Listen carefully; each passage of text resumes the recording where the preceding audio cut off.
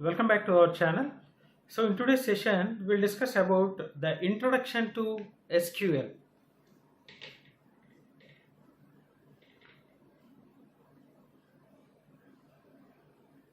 Introduction to SQL. So first let us discuss about what is an SQL and what is the importance of SQL, and then we'll move on with the SQL. What exactly we have to learn in the SQL. So SQL stands for Structured Query Language. Structured Query Language. And this SQL is used to work with the databases. The main use of SQL is to work with database. So we know that database means the collection of tables. If it is a relational database, right? There are different types of database. So we have already recorded about the different types of databases in our channel. So please go through that. So the link will be in the description section. So if it is a relational database, so the data will be stored in terms of tables. So the database will be having lot of tables. So table 1, similarly table 2, right? Table 3, etc. So we'll be having a different tables in a single database. Then if you want to, so what exactly there will be in table? So a table will be having data, right? Data. So the data will be in terms of rows and columns, right? Rows and columns. So if you want to access this data, okay, if you want to access this data, that means accessing or manipulating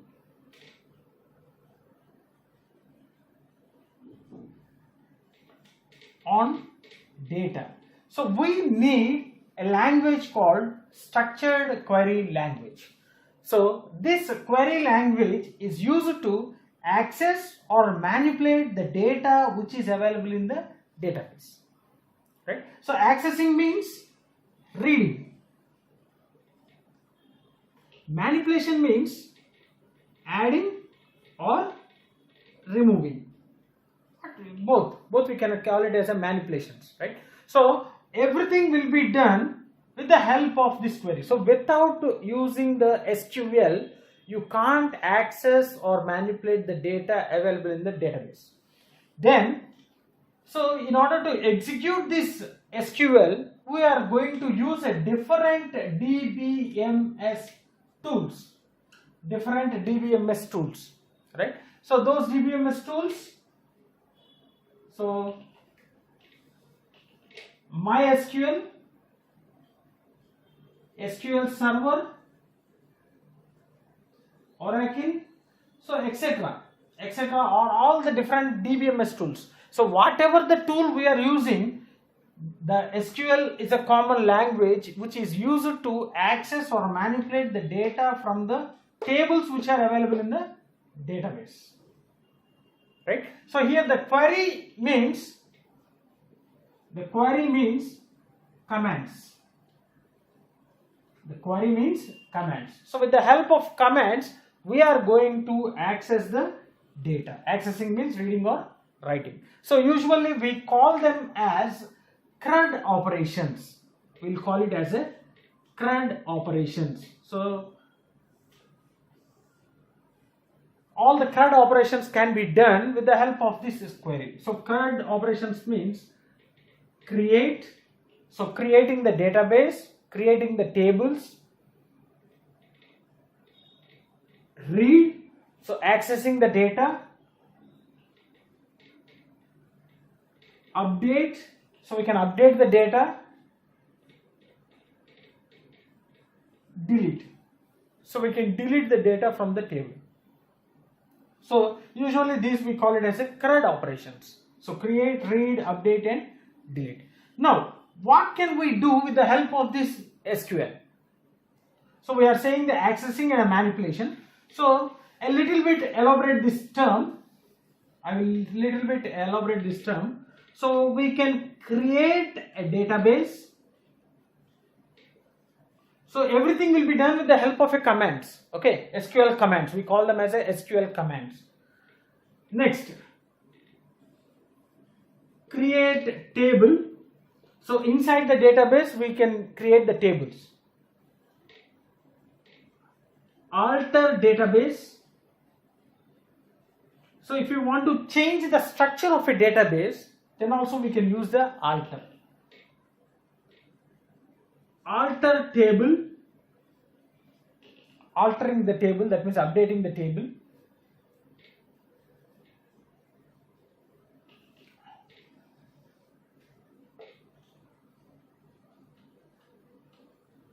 Reading data.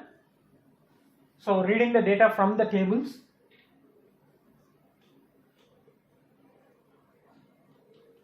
Update the data. So we can update the tables, the data, tables data.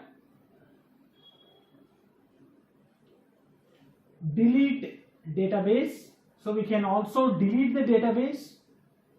We can also delete the tables. We can also delete the data inside the table.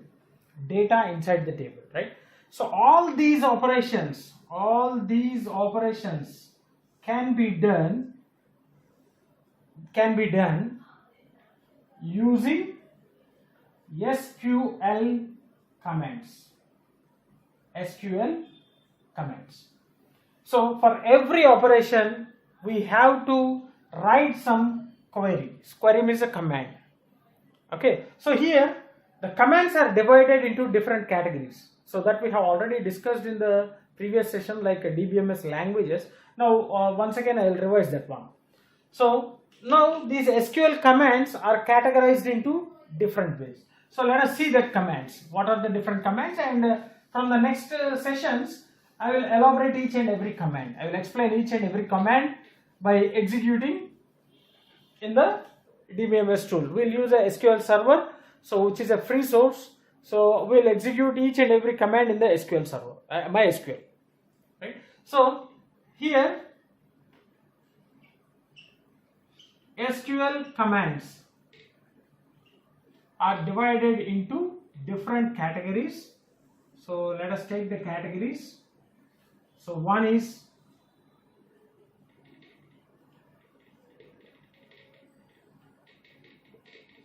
data definition language. So usually we call it as a DDL commands.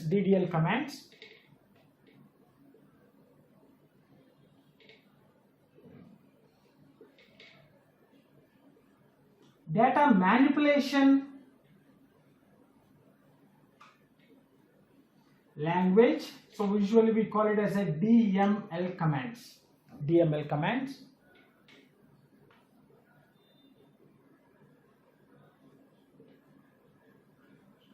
Data control language. So usually we call it as a DCL commands.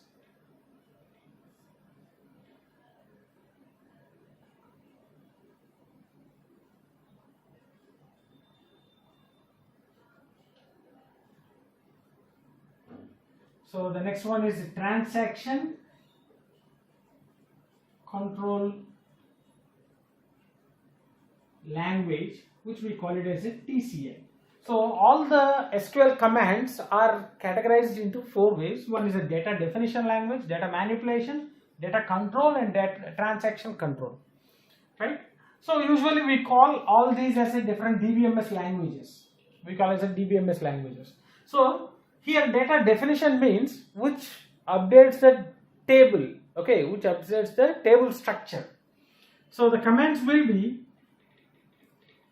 create, alter,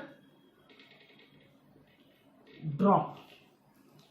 Create, alter, drop. So these are very few commands which changes the table structure, and these are the data manipulation. So as the name indicates, here the commands which are used to change the data inside the table.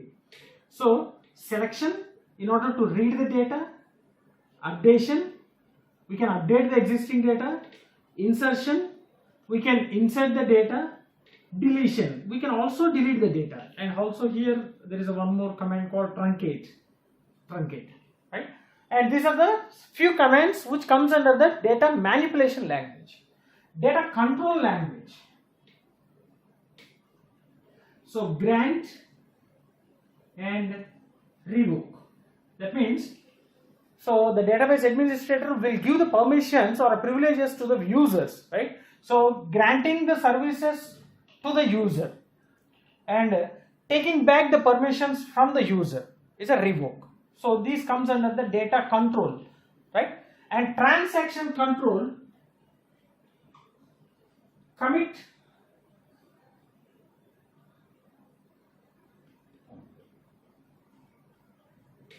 rollback, commit and rollback. So which will confirm the transaction and which will undo the recent transaction. So these are the very few commands, okay, very few commands. So comes under this SQL. So data definition, data manipulation, data control, and the transaction control, right? So this is all about our SQL. SQL is a structured query language which is used to access the data from the database.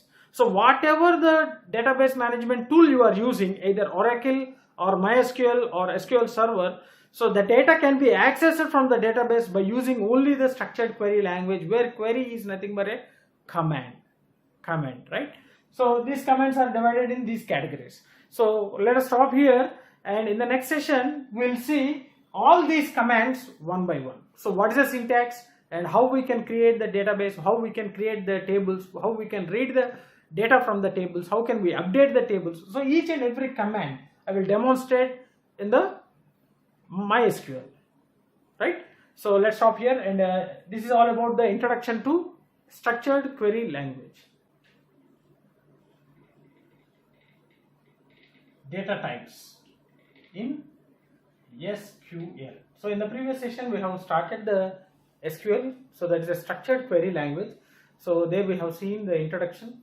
So here first of all let us see what is the data type, and now then we'll see what are the different data types supported in this particular SQL. So many of you might know about these data types, because if you are aware about any one of the programming language, definitely you will be knowing about these data types. So don't worry if you don't know about the data types. So let me revise this concept once again. What is a data type? So here the type of value given is called as a data type. So what is this type? What is this type? So in our computer terminology, the complete data is divided into different types. One is numeric, strings, okay, and some images, etc., different. The data can be divided in different categories, right? In the numeric we can get it as integers, that means whole numbers. So we can simply call it as a whole numbers, real numbers, complex numbers, etc. And similarly the strings, we can call it as a characters and strings, right? So similarly the whole numbers, here the whole numbers are represented as integers, and real numbers are float values. The complex is complex, and the characters are a characters, and this is usually we call it as a strings, right? So we have seen the basic concepts of RDBMS. In that we have seen the concepts like entity, or we can simply call it as a row, or we can simply call it as a tuple. Similarly columns, so columns or attributes. So what we call these attributes? So these attributes are the characteristics of any entity. Okay, the characteristics of any entity, we call it as attributes.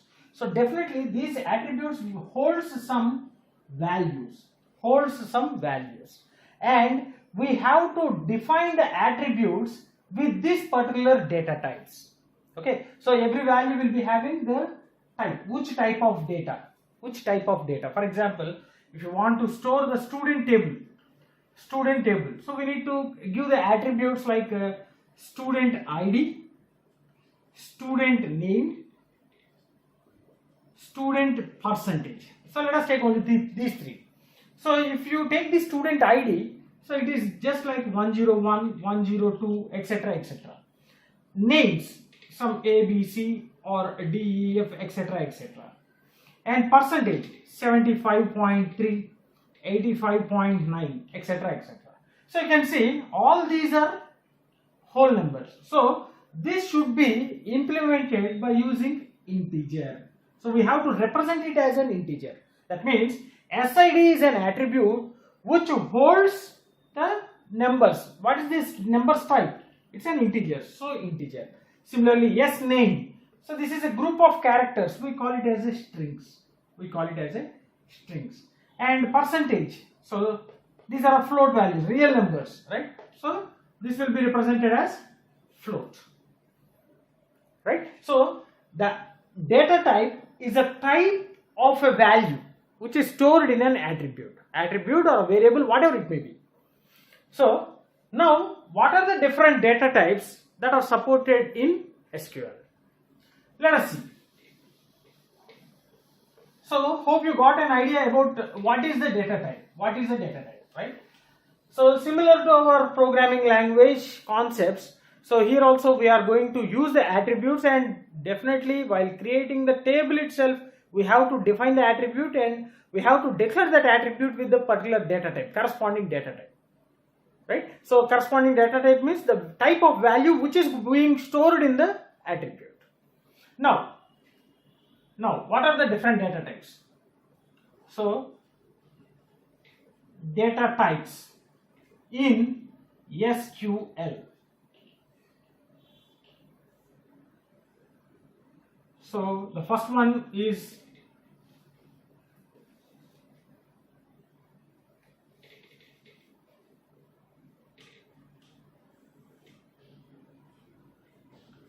binary data type. Okay, I will let you know when we are going to use this binary.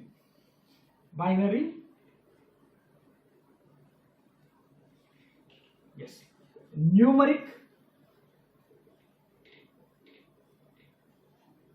strings,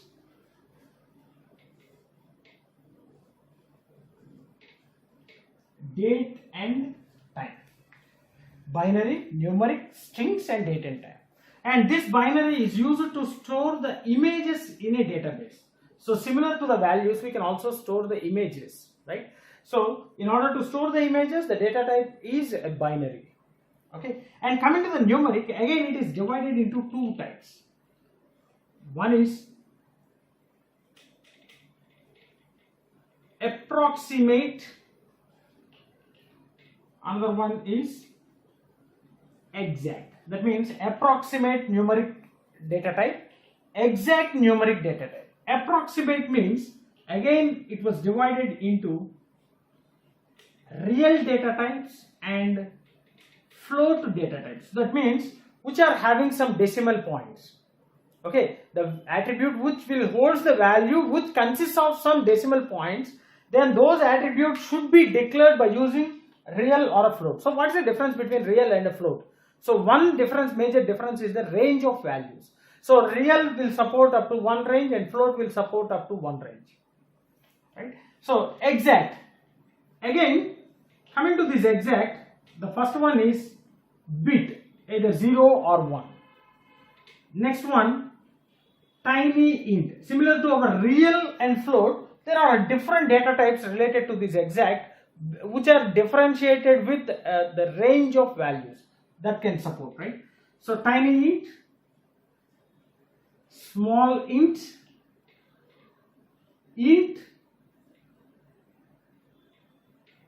big int,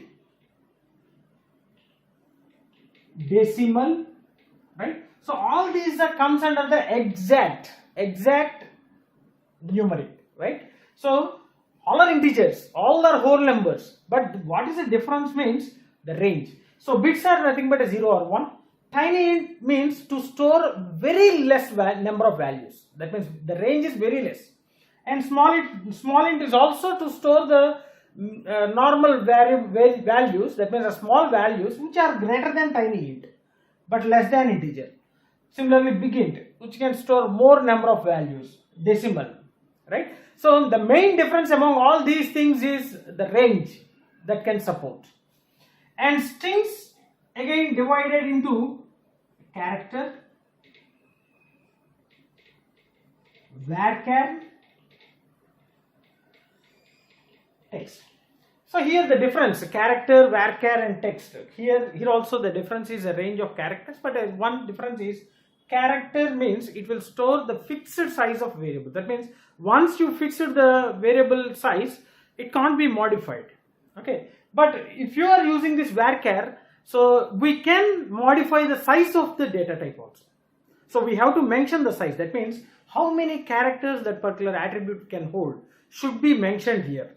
So that can be modified in the varchar, which cannot be done in the character, right? So for example, if you want to store the student name, so if you use a character data type, it can hold a fixed size value. So we can't change, okay, fixed size. But if you are using some varchar, you can mention the size so that we can use only that particular size. For example, varchar of 30, so that implies, so this particular attribute can hold a maximum of 30 characters as a student name.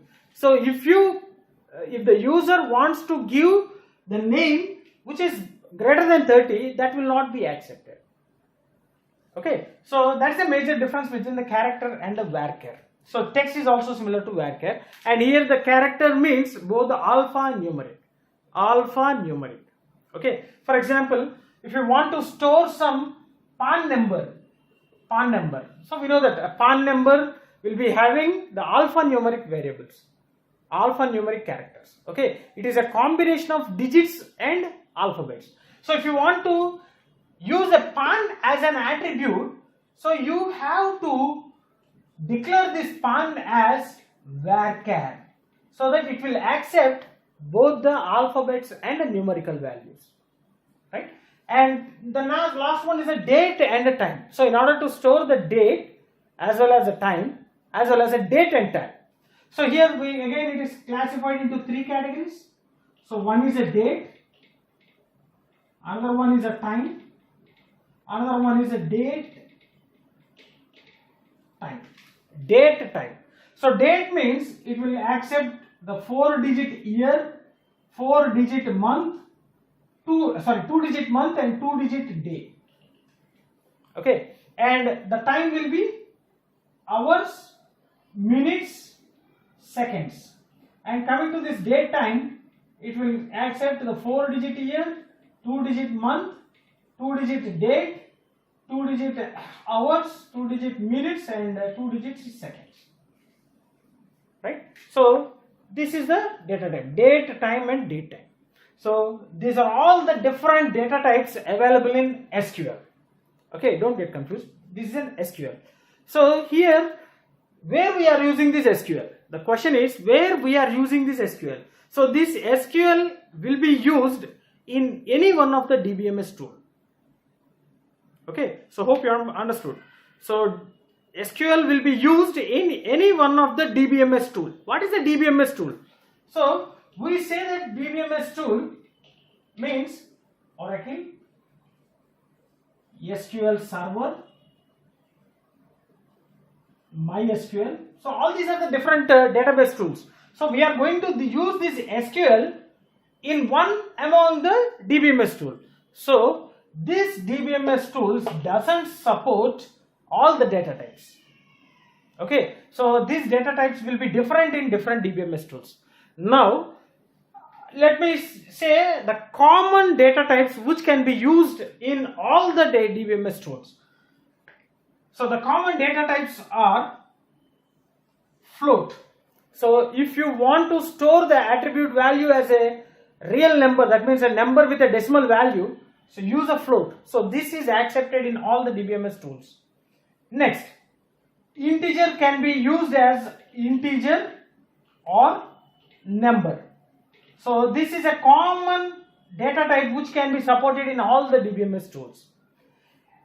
Varchar is also, varchar and the character both are also the common data types which are used in all the DBMS tools. And similarly, this date, time, datetime. So all these are also the common data types which are used in our DBMS tools, any DBMS tool. So I will write here float, integer or a number.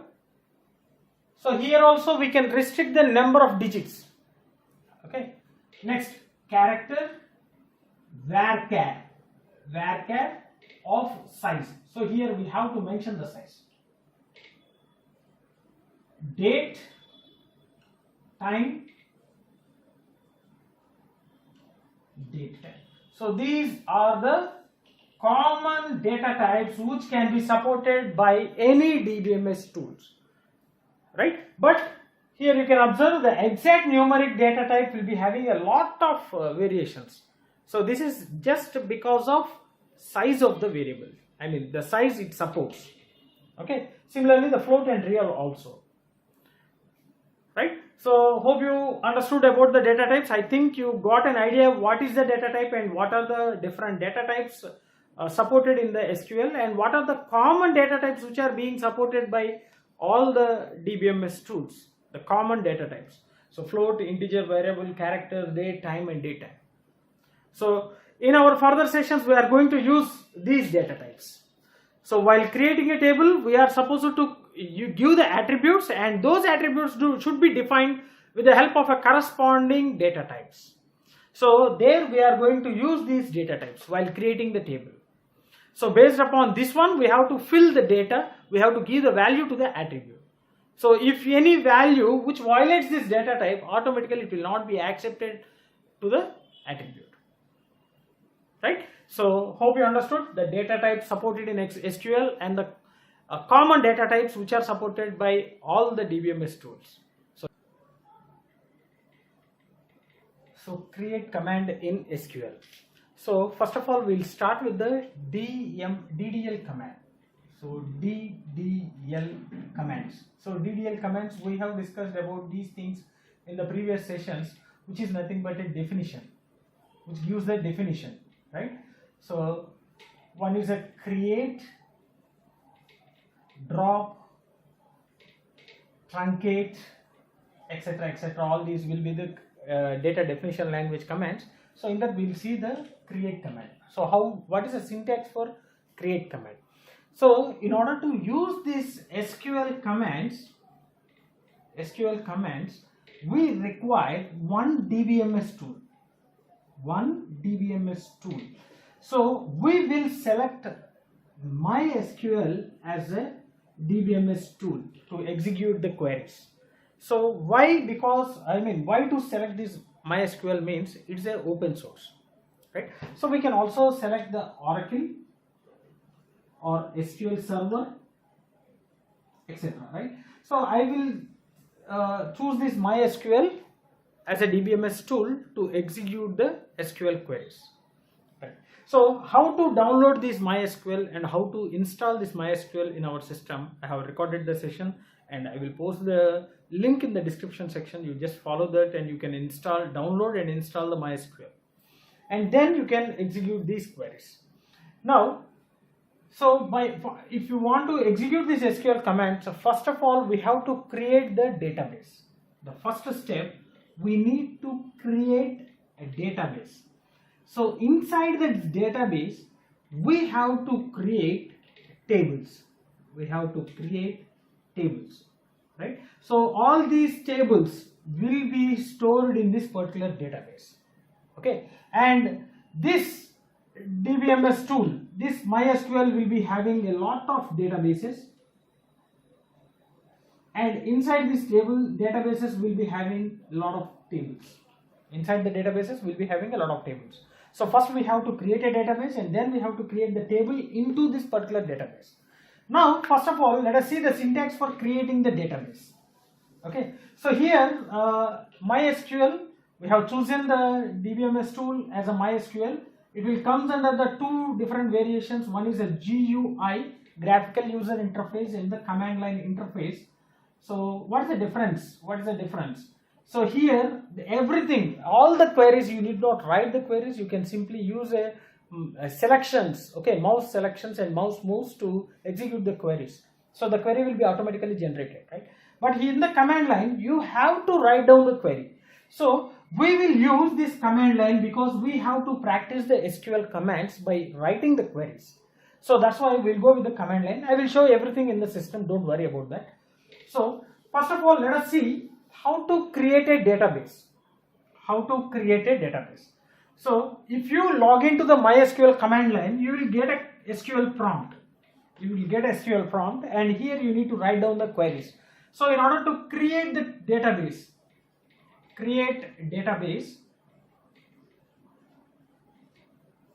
so the syntax is create database followed by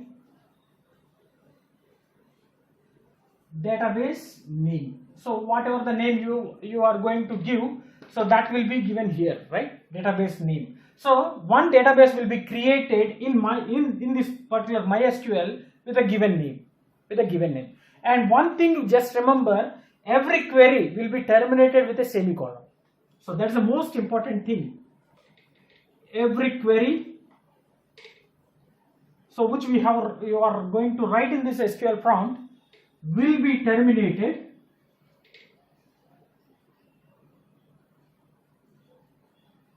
using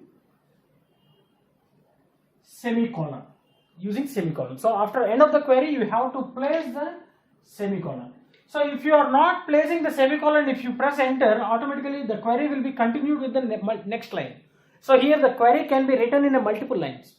So the query is not restricted to write in a single line. So the query can be written in a multiple lines. So unless the user gives the semicolon, the query will be keep on going with the new lines. So once you give the semicolon, that shows the end of the query. So then the query will be executed.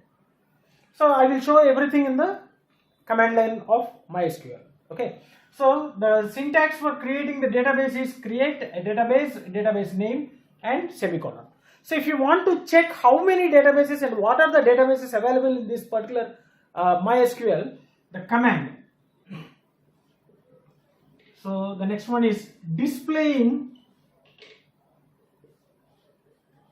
databases in MySQL. So that is, the command is show databases. So automatically it will give a table of databases. So once you execute this one, it will give this one. Okay. Now we have created a database and we have seen whether the database has been created in the MySQL or not. So if the database was created here, so that will be available in this particular list, right? So once it was done, our next step is we have to create a table.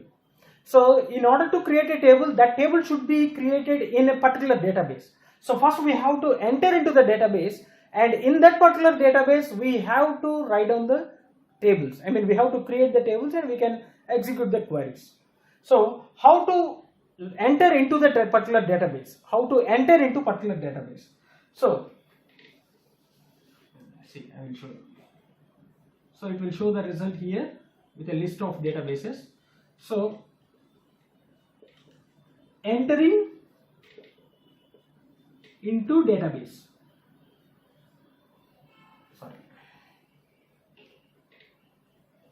Entering into the database. The query is SQL use database name.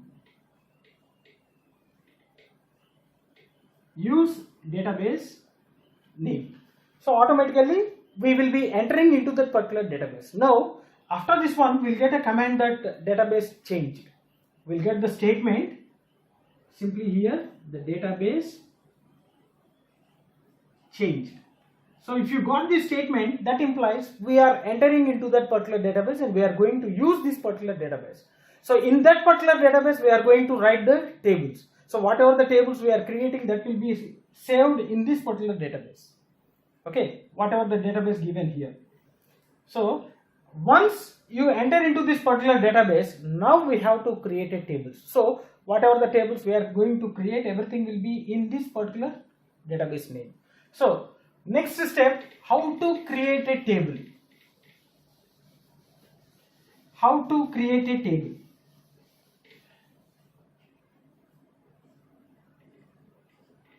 Creating table. So as I have said that the query can be written in multiple rows, okay, multiple lines. So SQL, the prompt, and here give the command create table, give the table name,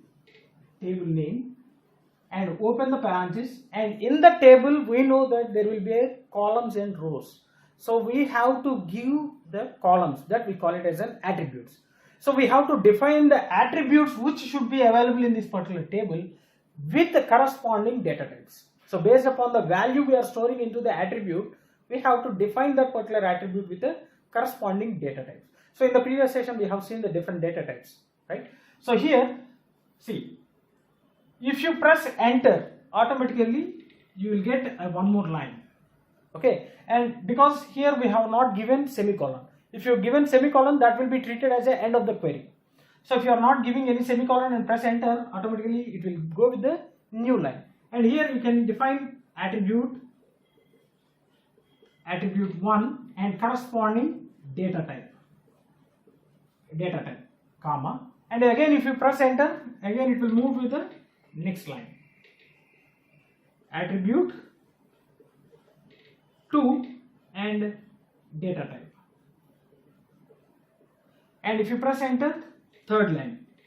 So it will be keep on moving unless that user enters the semicolon, data type, okay, and so on. And finally, if you use a closed parenthesis and you use a semicolon, then the table will be created with the following attributes. A table will be created with the following attributes, right? So hope you have understood this one. So I will explain this table creation also in the MySQL command line. Okay, we'll create one table with the different attributes. And here one more thing, so we can create a table without a constraints and with constraints. So we can give the constraints for these particular attributes. Okay, in order to avoid the redundancy, if you, in order to link one table with another table, in order to give the default values. Okay, so there are many constraints. So those constraints should be given for these attributes while creating a table. So we have not discussed about these constraints so far. So in this session I am just showing how to create a table without any constraints. Here we are not giving any constraints. This is a simple creation of a table. Okay, in the next sessions I will explain you about the constraints. What are the different constraints we can give for the attributes, and then we will see one more time how to create a table with a particular constraints. Okay, I will demonstrate everything with an example, right? So this is how we can create the table inside the database. Okay, inside the database. Now, if you want to look at what are the tables available in the database, so I will execute the same query in the MySQL command line, don't worry. So I will show everything in a practical. So displaying tables in database.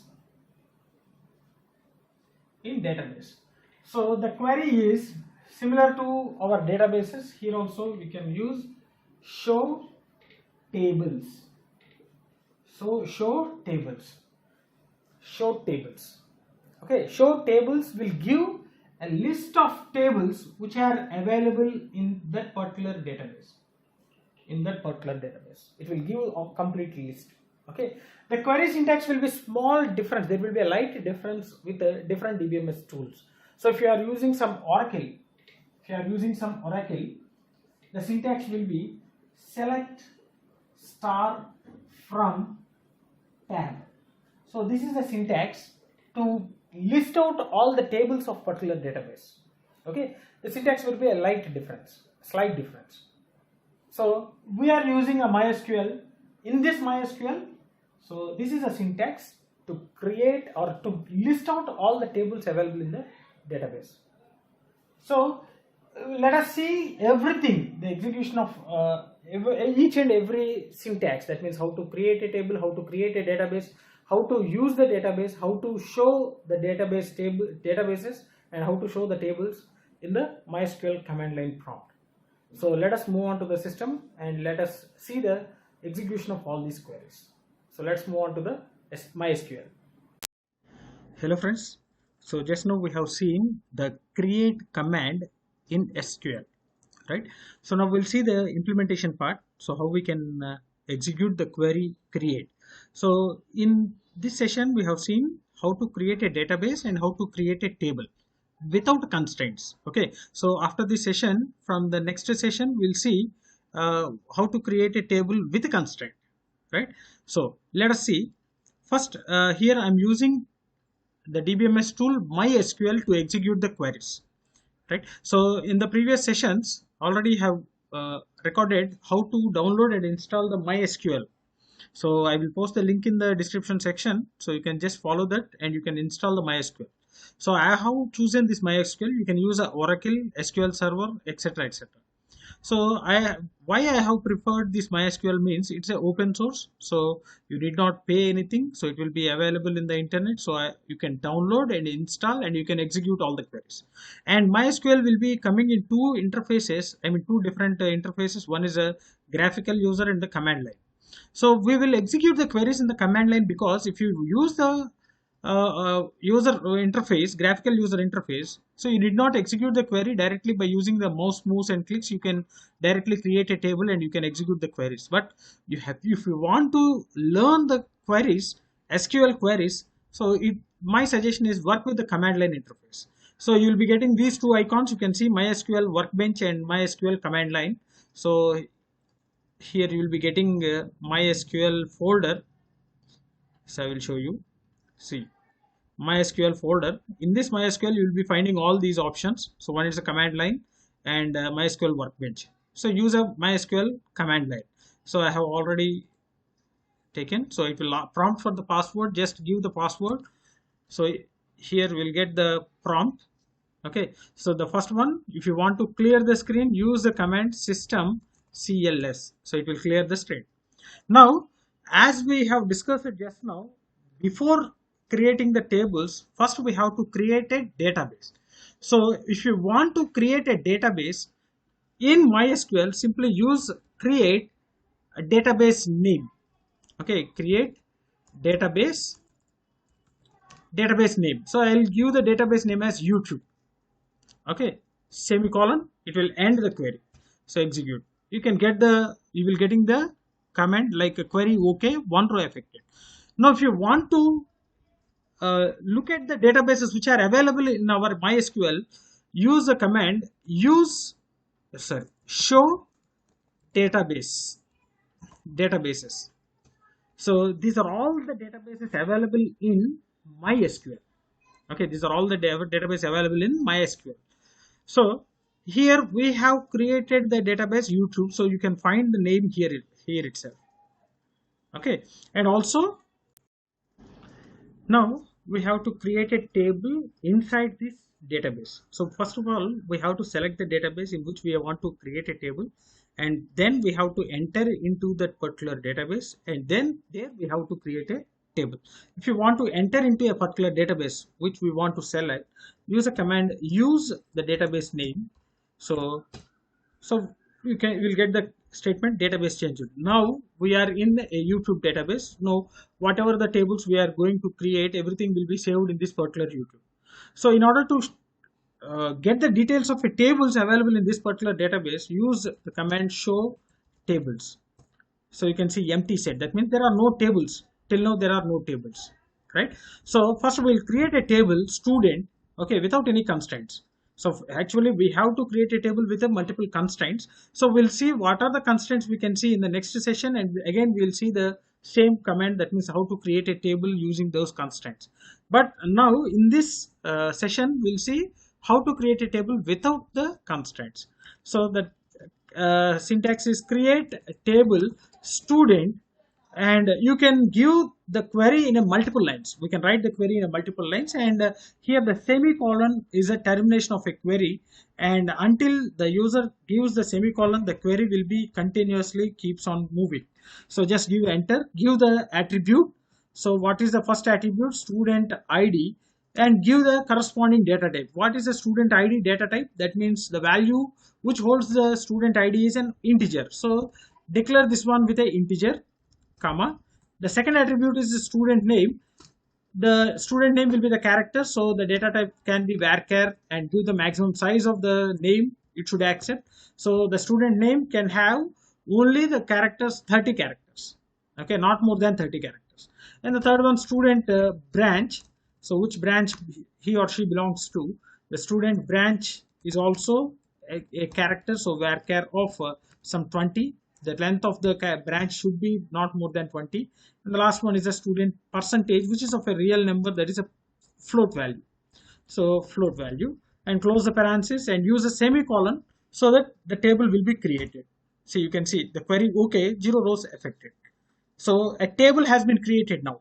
Now use the command show tables to display all the tables of this YouTube database. Show tables. See, there is a table in a YouTube database, that is a student. So what are the records of a student? So this is an empty table. Okay, empty table. So in order to list out all the records of a student table, so you have to use a command select star from table name. So it will display all the, select star from student, okay, table name. So it's an empty set because we have not inserted any rows or records inside the table, just we have created a table. Now if you want to know about the structure of this particular table, which we call it as a schema of the table, right? So what are the attributes and what is the data types given for those attributes? Use the command called a description, DSC, describe table name, so that it will give all the field names, okay, all the attribute names, those types, data types, and the constraints. What are the different constraints given for those attributes? So actually here we have not given any constraint. So null value is by default. So everything it will accept a null value, and the default value is a null value for all the attributes. So we can set all these things while creating a table. Okay, we can set all the constraints given for the attributes while creating of a table. So we have created a table without any constraints. Without any constraints, we have created a table, right? So this is how we can create a table and a database. The create command, the data definition language command, is a create. The first DDL command is a create. So for that create, we have seen the syntax, how to create a database and how to create the table. Okay, and once again I'm repeating, creating a table without constraints, without giving the constraints, but we have to create the table by using the constraints so that the redundancy will be avoided. So that we'll discuss in the further sessions, right? So hope you understood this simple create command. Insert command. Okay, so insert command is a DML command, data manipulation language. Okay, so this comes under DML command. So this insert method or insert command is used to insert data into tables. So already we have seen how to create a table in the previous session. So after creating the table, we have to insert the values. So here, while creating a table, we have derived the attributes with the corresponding data types.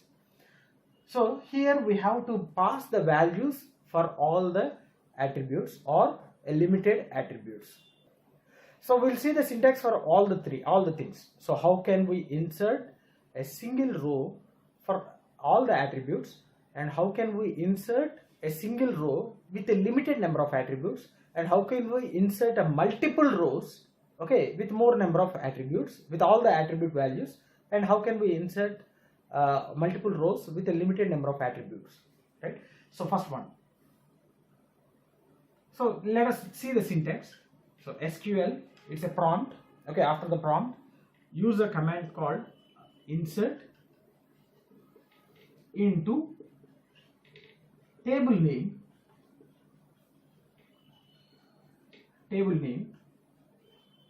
okay, and here you need to give attribute 1, attribute 2, and so on and so on.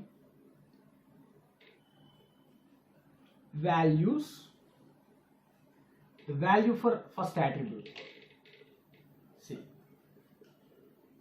attribute 1 underscore a value, so the value corresponds to this particular attribute 1. Similarly, attribute 2 value, and so on. So this is the command which we will use to insert a single row with a specific attributes. That means, see, for example, so we have created a student table in the previous session with the 4 attributes, that is student ID, student name, student branch, student percentage. So here we need to give the data for all the values, I mean all the attributes, okay. See, so SID, student ID, student name, student branch, student percentage. So these are the 4 fields or 4 attributes we have created. So one thing you just remember, if the data type is of a string, so the value should be enclosed in quotations. That means if any of the attributes is derived with a string data type, that means either a character or a varchar or a text, so that should be enclosed in single quotations. So that you have to remember. So where we have going to value, so we are giving the value here itself. So here we have not given any constraints while creating a table, because we have not discussed about the constraints so far. So in the further sessions we'll discuss about the constraints, and again we'll see the insert command.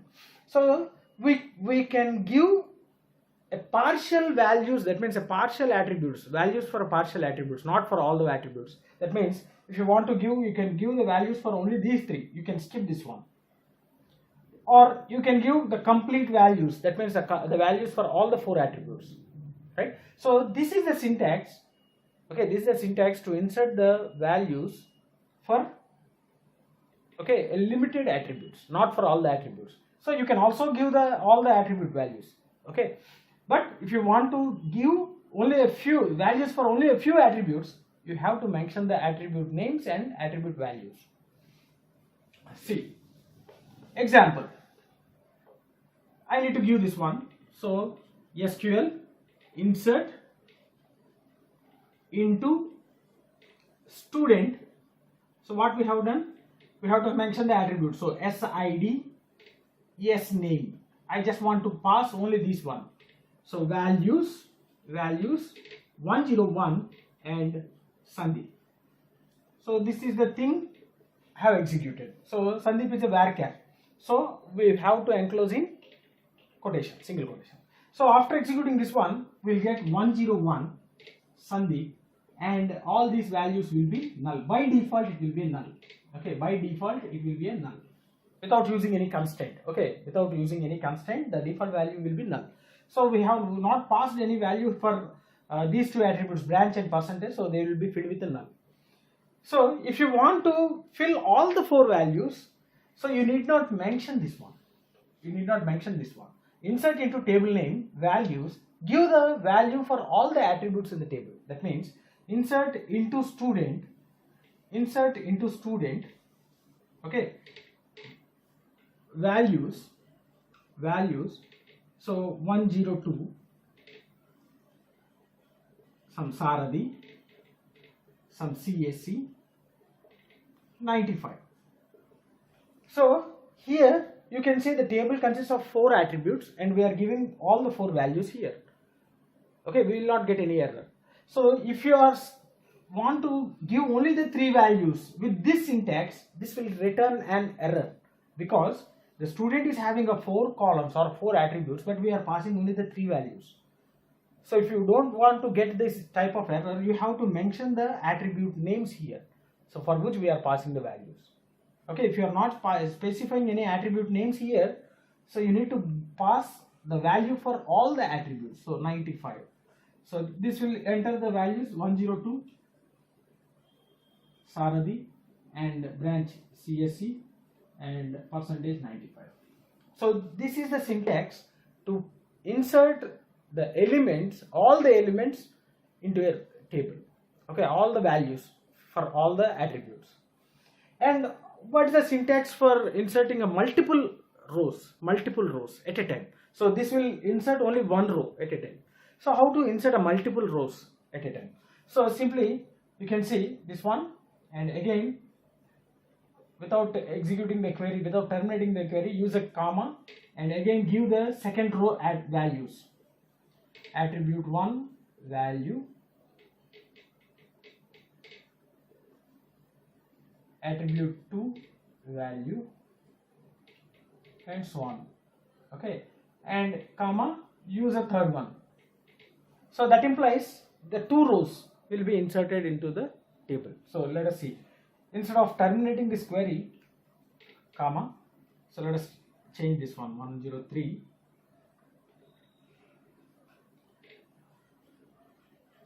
comma, again 104, Hari, ECE 96, comma, 105, Suri, triple E 97, column. That implies we are inserting 3 rows into a table with a one insert command. Okay, we are passing 3, we are trying to insert 3 rows at a time. So all the 3 rows will be inserted into this table. Okay, only one thing, if you want to give the values for all the attributes, you need not mention the attribute names here. And if you want to insert the values for a specific attributes, you have to mention the attribute names for which we are giving the values. So if it is a single row insertion or a multiple rows insertion, whatever it may be. Right? So hope you understood this insert command. So don't worry. So I'll execute each and every concept, each and every case. That means how to insert specific attributes and how to insert the values for all the attributes, single row insertion, multiple rows insertion, everything I will execute in the MySQL. So let's stop here. So let us move on to the MySQL. Hello friends. So just now we have seen the syntax for inserting the data into a table. So now we'll see the implementation of that insert command. So first let us open the MySQL in a command line. So give the password. So first let us clear the screen. System CLS. Now let us use the database YouTube, because in the previous session we have already created a database. Let us check for that databases, and here you can see there is a database called YouTube. So let us use that YouTube enter into that particular YouTube database. So use YouTube. Now let us check whether tables which are available in that particular thing. So show tables. So student table is there. So now we'll check whether the data is available in the student or not. So here the syntax is select a star from student, so that it will display all the records. So it is an empty set, but that means that's an empty table. That means there are no records available in the student table. Now we will insert this data into the student. So before insertion, we have to know what are the attributes that are available in that particular student table. So in order to know the complete structure of that student table, we have to go with the DESC, describe student. So there are four attributes. One is a student ID, which is of integer, a student name, which is of varchar, student branch, which is of varchar, and student percentage, which is of float. And here we have not given any constraint. Okay, so we'll discuss about these constraints after this one, because in the next session, after completion of the constraints, we will check all the constraints by using this insertion command. So before that, we have to know about the syntax of insertion. So let us insert the data into this particular table, right? So for that syntax, insert into table name, that is a student. Okay, and give the attribute names. So if you want to give the values for only a limited attributes, you have to give the attribute names. So if I want to give only the three values, that means a student ID. Okay, std id comma std name comma std branch. Okay, I just want to enter the values for these three attributes only. So values, give the values here, 101 student ID, student name. So if it is a varchar or a character or a text data type, the data should be given in quotations itself. So give the quotations. So I'll give Sundeep comma, and we have to give the branch. So I'll give the branch CSC, right? So you can see query okay, one row affected. That means already the data has been inserted into that particular table. So let us check. So in order to get the details, go with the query, select star from table name. So you'll get one record. So we have not given any value for the student percentage. So by default it will be null, because the default is null. We have not given any constraint. If you have given any constraint, that particular value will be done. Okay, so we'll discuss about these constraints in the next session. So if you are not giving any value here, it will take a default value, right? Next, if you want to give the complete values, that means all the four attributes, the values for all the four attributes, you need not give the attribute names here. Insert into student, and here you need not give the attribute names directly. Student into student values. So here you need to give 102 Saradhi CSC. So it's a varchar CSC, some 99. So now see, query okay, one row affected. Also we got the data has been inserted into table. We can select here student. See, two tables have been selected. And if you are trying to give this one without one attribute, see here I'll give 103 Ramu ECE, and I don't want to give the percentage. So you will get an error, because here we are not giving any column names.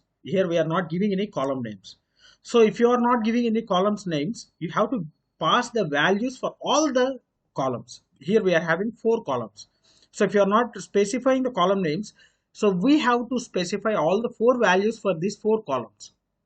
So if you want to give only the three values, here you have to mention three columns in this way. So here you can see we have given only three columns, right? Then what is the procedure to give a multiple values? So let us check. So insert into student, okay, values. Here pass on the values. So 103 Ramu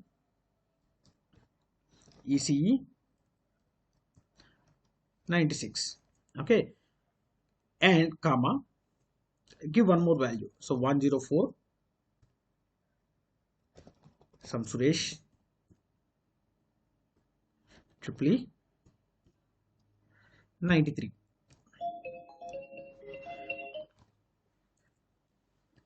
Right? If you want to give a one more value, use a comma, give one more value. 105 comma Hari Mech 92. use a semicolon, execute. So you can observe here, query OK, 3 rows has been affected. That means all the 3 rows have been inserted. So you can select here. So select star from student. So you can see 103, 101, 105. So all the 3 columns has been, all the 3 rows has been inserted. So if you want to give the single row, if you want to insert the single row, so this is a syntax and two types. So that means if you want to give a same value, or if you want to give, all the values, or if you want to specify a limited number of attributes, values for limited number of attributes. And if you want to give a multiple rows, simply use the command insert and give the details of complete row in a tuple, right, in one parenthesis. So you can give multiple values in the same statement, in the same query. So if you want to give the multiple values for the limited attributes, here you need to specify the attributes. So this is how we can insert the values into a table, right? So hope you understood this insert command. So insert command is used to insert the data into the table. So for that we have to know what are the attributes and what are the data types for the corresponding attributes. And if the attribute data type is character or a varchar or a text, right? If it is a string data type, simply we have to specify it in a quotations. So just remember these things, right? So hope you understood. Constraints. Our topic is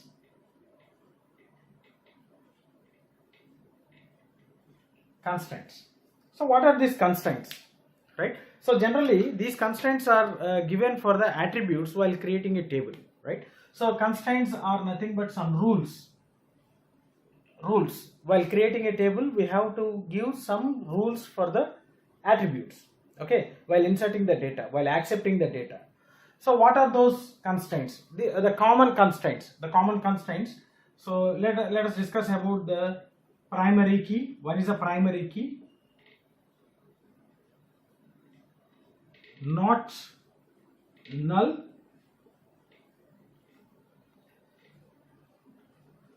check, default, unique, foreign key. So these are the common constraints we are going to use while creating a table. So previously we have seen the command for creating a table and we have seen the command for inserting the values into a table, but there we have not given any constraint for the attributes. But here we can give the constraint. So let me explain you about the theoretical part. That means what is this constraint? If you give this constraint for the attribute, what happens? I'll explain here, and after this we'll move on to the SQL command line and I will execute each and every constraint. Okay, I will demonstrate each and every constraint by writing the query. That means we'll create a table with each and every constraint. I will explain everything. Okay, so first one is a primary key. If we have given an primary key attribute, any attribute as a primary key, it will be having the two characteristics. One is by default not null. That means the user should not leave it as a blank. So while inserting the data, if the user left the blank, that means if user doesn't give any value for that particular attribute, so by default the attribute value will be null. So there is one more constraint, not null. If you give this not null, it should not be accepted. Okay, it should not be left blank. So compulsory the value should be given by the user while inserting the data. So here if you give the constraint as a primary key for any attribute, so by default the not null will be applied. And also no duplicates. So duplicates were also not allowed. Okay, if it is a primary key, if any attribute is given as a primary key, duplicate should not be allowed. So let me explain here. So create table student. Okay, so we can give a multiple line. We can write the query in a multiple line unless you give the semicolon, because the semicolon is the termination of the query. So here I'll write some SID, some integer, comma, some S name, some varchar which is of a character data type of some 30, okay, and a branch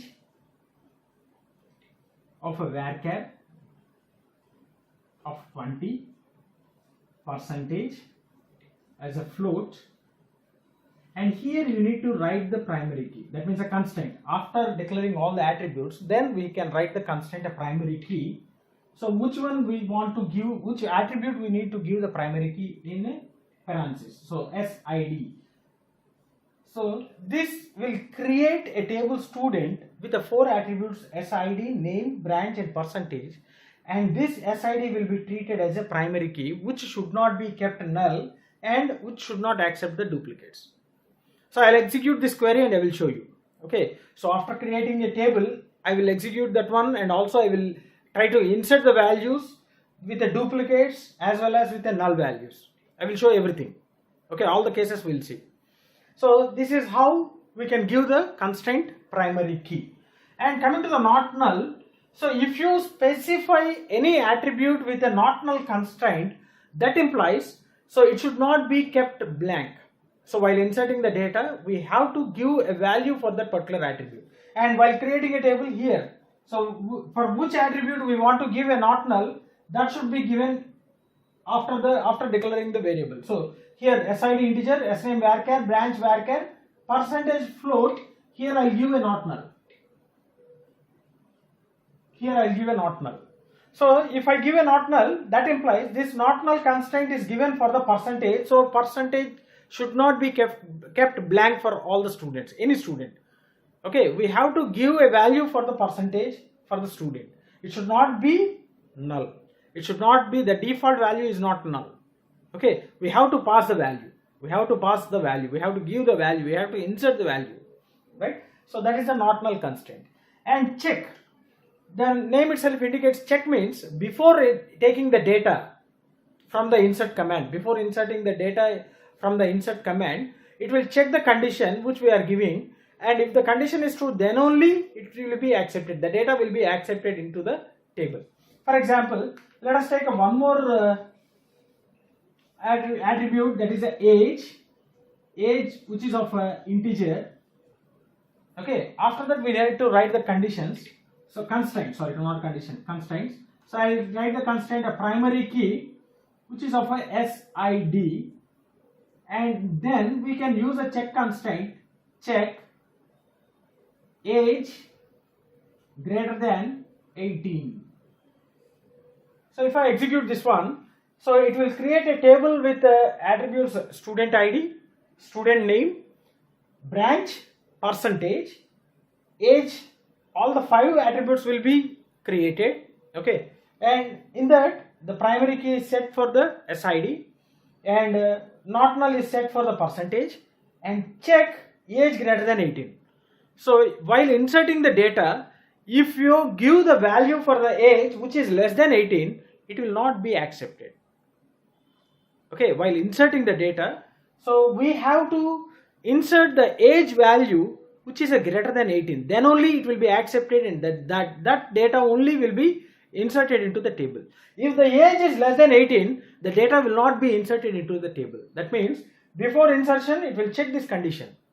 Okay, so this is also will execute the query, and I will explain everything. So that is a check. And the next one is a default. So we can set the default value. Okay, we can set the default value. So let us take I will remove the branch. Okay, I will take the college,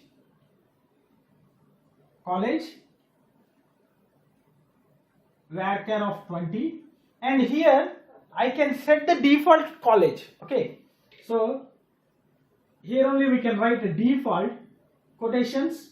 Let us write some college name here. Right?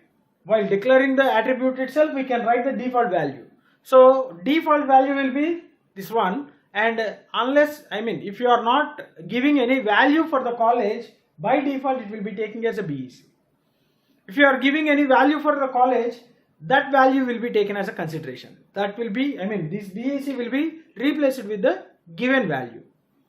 Okay, while insertion, we have to pass all the values, or we can give required values. Okay, if you want to insert a required values for the required attributes, so we need to specify the attribute names. In such case, if you are not giving any value for the college, by default it will be considered as its default value. Okay, whatever the value we are giving as a default, that will be taken.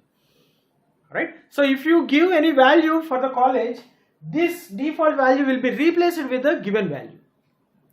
Right? So I will explain you, I will demonstrate by executing the query. Right? And the next one is unique, which is similar to our primary key. So the same thing, okay, but the only difference is it can accept the null value, but it doesn't accept the duplicates. But it can accept the null value, right? For example, we have seen the unique as a contact, okay, or an email. So it is not mandatory that every student should have the contact number or every student can have the email. So we can left blank, okay, we can left blank, or you can simply, we can left blank, right? So such cases we can give the unique. So here, instead of giving the age, okay, here itself I will give contact as an integer followed by the constraint unique, and the default, that is a primary key of SID. So automatically the contact number will be unique. That means if you give the same contact number for two students, it will not be accepted because it doesn't accept the duplicates. But you can left blank here. Okay, that's the main difference between the unique key and the primary key. So primary key doesn't accept the null values. Unique key can accept the null values, but it doesn't support the duplicates. Similarly, primary key is also doesn't support the duplicates. So that is a unique constraint. So for this also we'll execute the query. And coming to the foreign key, we have discussed about this foreign key. The mainly foreign key is used to relate two different tables. Okay, relate two different tables. For example, so I am having two tables, student with SID, yes name, and course ID. And there is one more table called course, so which is of CID, course ID, and course name. And you know that course ID is a primary key, yes ID is a primary key. Okay, and course ID in this student will be the foreign key. So this is a primary key, and the primary key of one table will be the foreign key of another table. So this will relate the two tables. So for this one, let us create a table course CID integer, CName, varchar of 30, and primary key of CID. So there will be some space. Primary key, there is some space. So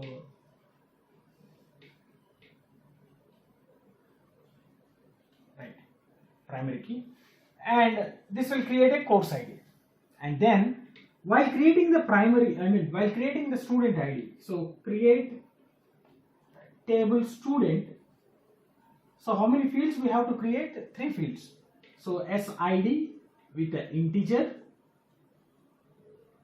yes name as a varchar of some 30, and then CID as an integer, primary key. What is the primary key for the student table? SID. So SID, and we have to give the foreign key. So here we have to write foreign key of CID, which references the primary key of course CID. So here you need to write references course of CID. Course of CID. So the course of CID, that means course ID will be the primary key of course table, which references the foreign key in this student table. So this is the syntax to create the foreign key while creating a table, right? So this is how we will create a foreign key for two different tables. And so I will execute the same thing in the SQL. So I will show you the queries, I will show you I will demonstrate each and every constraint. So how the primary key can be set as a constraint, and how the not null, check, default, unique, and the foreign key. I will execute each and every query in the SQL. So let's move on to the SQL prompt. Hello friends. So just now we have seen the syntax for the common constraints which can be applied while creating a table in MySQL. Now let us see the implementation part of each and every constraint. So first let me open the command line MySQL. So I will give the password. So just clear the screen. Now let us enter into the database. So let us check the databases which are available in this MySQL. So we have created one database, that is a YouTube. So let us enter into that particular database. So use YouTube. Use YouTube. Now we are in the YouTube. Now let us check what are the tables available here. So we have created a student table with 4 fields like student ID, student name, branch, and percentage. So we have not given any type of constraints here. Okay, so we'll delete this table and we'll create one more table, the same student table with the same fields, but by giving the constraints. So let us write down the constraints first. Let me write down the constraint first. So the first one is a not null. So if you give this constraint for any attribute, so the null value will not be accepted. That means the user have to give the value for that particular attribute. So the user is not able to leave that attribute blank. And the next one is the primary key. Primary key means it will avoid the redundancy, so the duplicates will not be allowed, and by default it should not be kept as a null. Okay, by default it should not be kept as a null. And then check. So while giving the value, we can check some condition, and if that condition is true, then only the value will be accepted. So that we'll discuss by executing the query, right? So then default. So we can set some default value. So if the user doesn't give the value for that particular attribute, this particular default value will be taken. And then unique. So this is also similar to our primary key, but only one difference is it will avoid the redundancy, similar to our primary key, but what the difference is it can have the null. Okay, the value of this particular attribute which we are giving as a unique can accept the null value. So primary key, it doesn't accept the null value. And then foreign key. That means to relate one table with another table. Okay, so these are the common constraints we have seen just now. So now we'll create a table by following each and every constraint. So let us check with each and every constraint. Now, so first let us check with the primary key. Okay, so let us drop this one. So drop table student, so that the student table will be dropped. So now you can observe show tables. So it will return empty set because the complete student table has been removed from the YouTube database. Right now, let us create a table. Okay, so we know the syntax for creation: create table name and give the attributes. So give the attributes. The first one is a student ID, which will be of number. Okay, then let us take an integer by default. Next, second parameter is name. Okay, student name, which is of varchar of some 30 characters, it will accept. Next, branch. which is of a varchar. Again, it will accept some 20 characters. Percentage, which is of a float value, right? After that, we have to give the constraints. Now, I will give the constraint primary key. Primary key of, here we need to give the primary key, which we have to give the primary key. So I will give SID as a primary key. That implies if you give the same SID for the two student details, it will not be accepted. And if you left this SID while inserting the values, it will not be accepted, because the characteristics of the primary key is by default it should be not null, and also it should not be repeated. So just we are giving the primary key now. Okay. So query okay, 0 rows affected. That means we have created a table. Now you can see show tables. So there is a student table. You can observe describe student, which will give the structure of a student table. See, student ID integer, no, null is no. So that means null is, I mean, we can't left this SID because of a primary key. Because of a primary key. Okay. Now we'll insert some values and we'll check. So insert into table name values, and here we need to give all the details. Okay. Otherwise, if you want to give some particular attributes, not all the 4, you have to mention the attribute names. So here I am giving all the values. So 101 and S name Sundeep, and branch CSE, and percentage 98. Right? See, one row affected. You can check with the student database. See, one row is there. Now insert into student values. Again, I'll give 101. 101. Some other name Saradhi. CSE 95.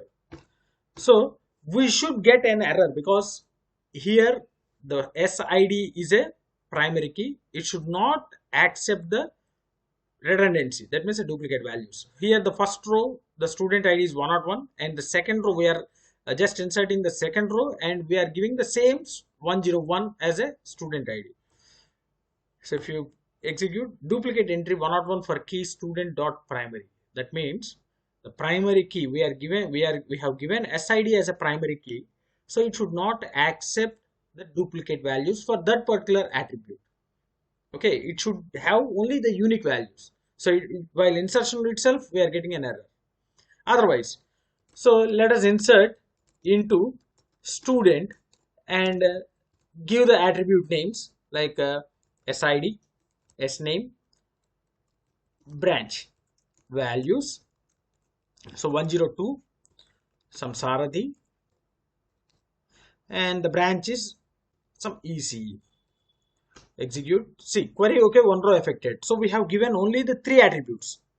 So in the previous class, we have seen the syntax for the insert command. So there you can insert all the values or only a few attributes, values for a few attributes. If you want to give a values for a few attributes, that attribute's name should be mentioned here. So here I have mentioned only 3 attributes and I am giving only the 3 values. So we have skipped the attribute percentage. So by default, it will be null. Let us check. So select star from student. See, by default, it will be null. Now, again, I'll execute the same thing.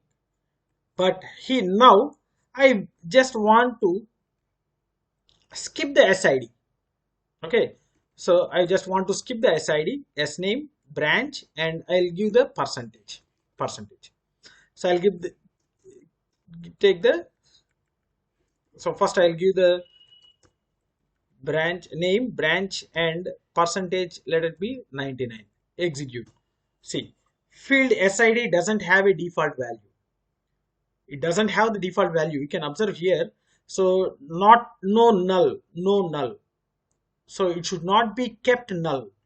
Okay, it should not be kept null because SID is declared as a primary key.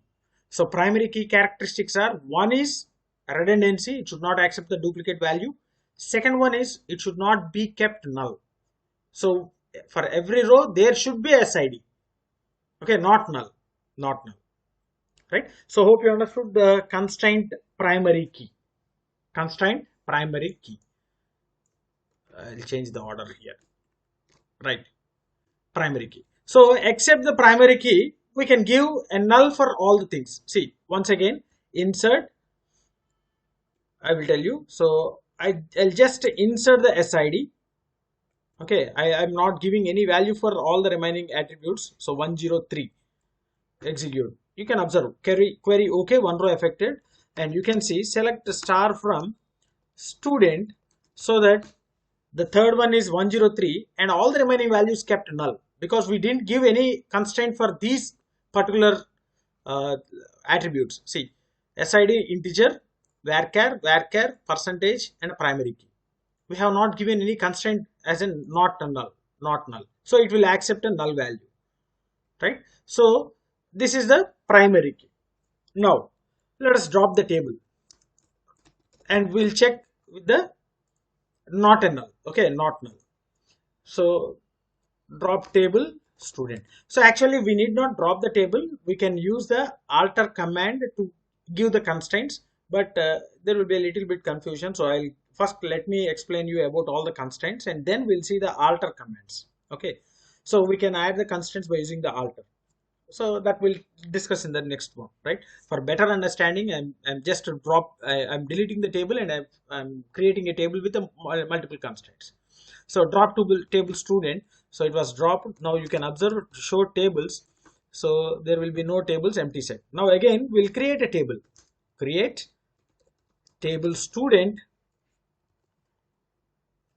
So first one SID, which is of a integer, SName, which is of a varchar of a 30 maximum, and branch. Okay, branch and varchar of a 20, percentage, which is of a float, and I just want to give the percentage. I don't want to keep a null value for this percentage. So give the constraint here itself, so not null. That implies this percentage value should be given by the user. So it should not be make blank while inserting the values. So I'll give the primary key. Primary key will be the SID, right? So you can observe. So we are creating the table student with a SID integer, SName varchar, branch varchar, percentage float, and we are giving a primary key as SID, so it will be not kept blank. And percentage, I am giving a one more constraint, not null, for the attribute percentage. So the user have to give the percentage. Okay, have to give the percentage. The user is not able to left blank for this percentage while inserting the values. So we'll check. So now you can observe query OK, 0 rows affected. So if you apply the show tables, it will display the student. You can see describe student. See, float, null value, no null. It should not keep blank. Okay, and we can leave the SName and a branch, but we should not leave the SID and percentage. Let us check. So insert into student. Okay, values. Let us take 101 Sundeep, CSE, and 98.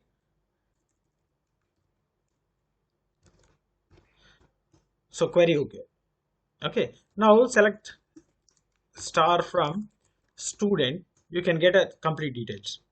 Now let us check. Insert into student. Give the names SID, SName, values 102, and SName Saradhi. So it will not be accepted because the field percentage doesn't have a default value. So you can observe here. So we are giving a constraint not null for a percentage. That implies the user have to give a value. It should not be kept blank. For example, if you modify the same query, so we are giving only the SID as well as percentage. So it will be accepted because the remaining two, that means the name and branch, we are not giving any constraint, so it can be left blank. So 97, see, query OK. Select star from student. You can see a null will be given for S name and branch because we are not giving any constraint for S name and branch. We are giving constraint for percentage as a not null and primary key as a SID. So these two fields should not be kept blank. We have to pass the value. We have to give the value for these two fields because of the constraints, right? So hope you understood this. Not null, not null. And the next one, check. So before inserting the value, we can check the value, and if the condition is okay, then we can add the value. So let us check. Drop a table student. I'm just deleting the table. You can see show tables. There were no tables, empty set. So I'll create a table student with a different attributes, SID with a integer, S name with a varchar of a 30, branch as a varchar of 20, age integer, okay, percentage, or leave the percentage, let us stop here. So primary key of SID, then check age greater than 18, check age greater than 18. And so if you are passing the value for age, if the age is less than 17, the row will not be, the value will not be accepted. That means the row will not be inserted. So let us check.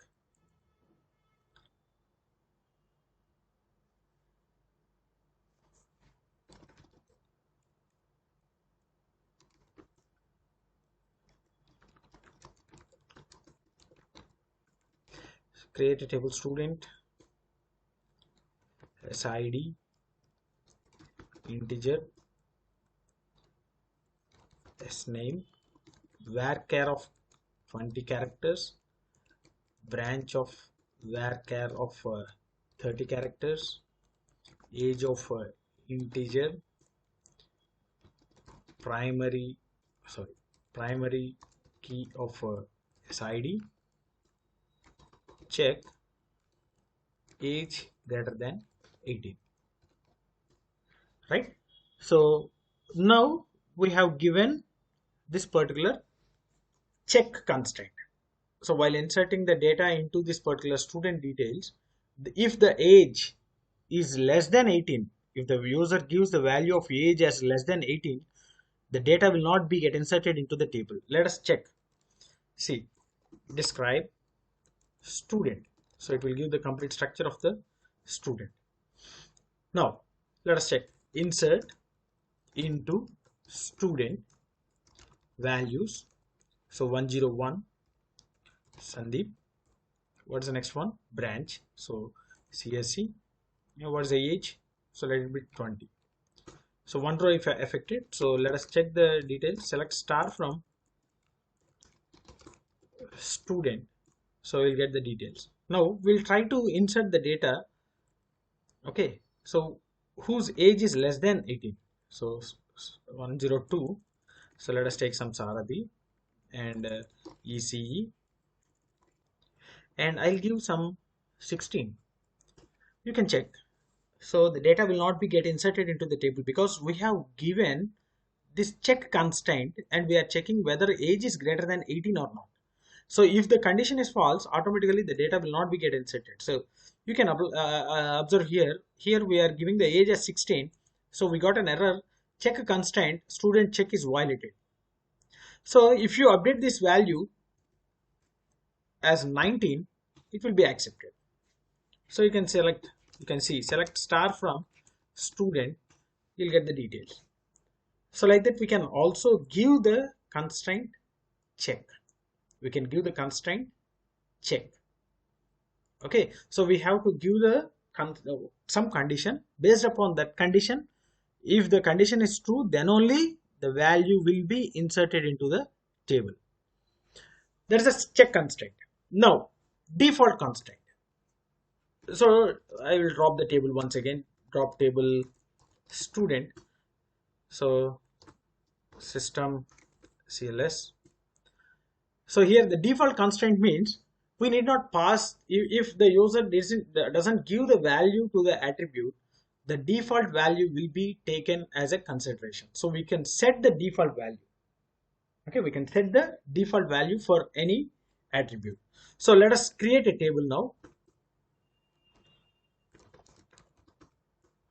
So now we'll create the table by giving the default constraint.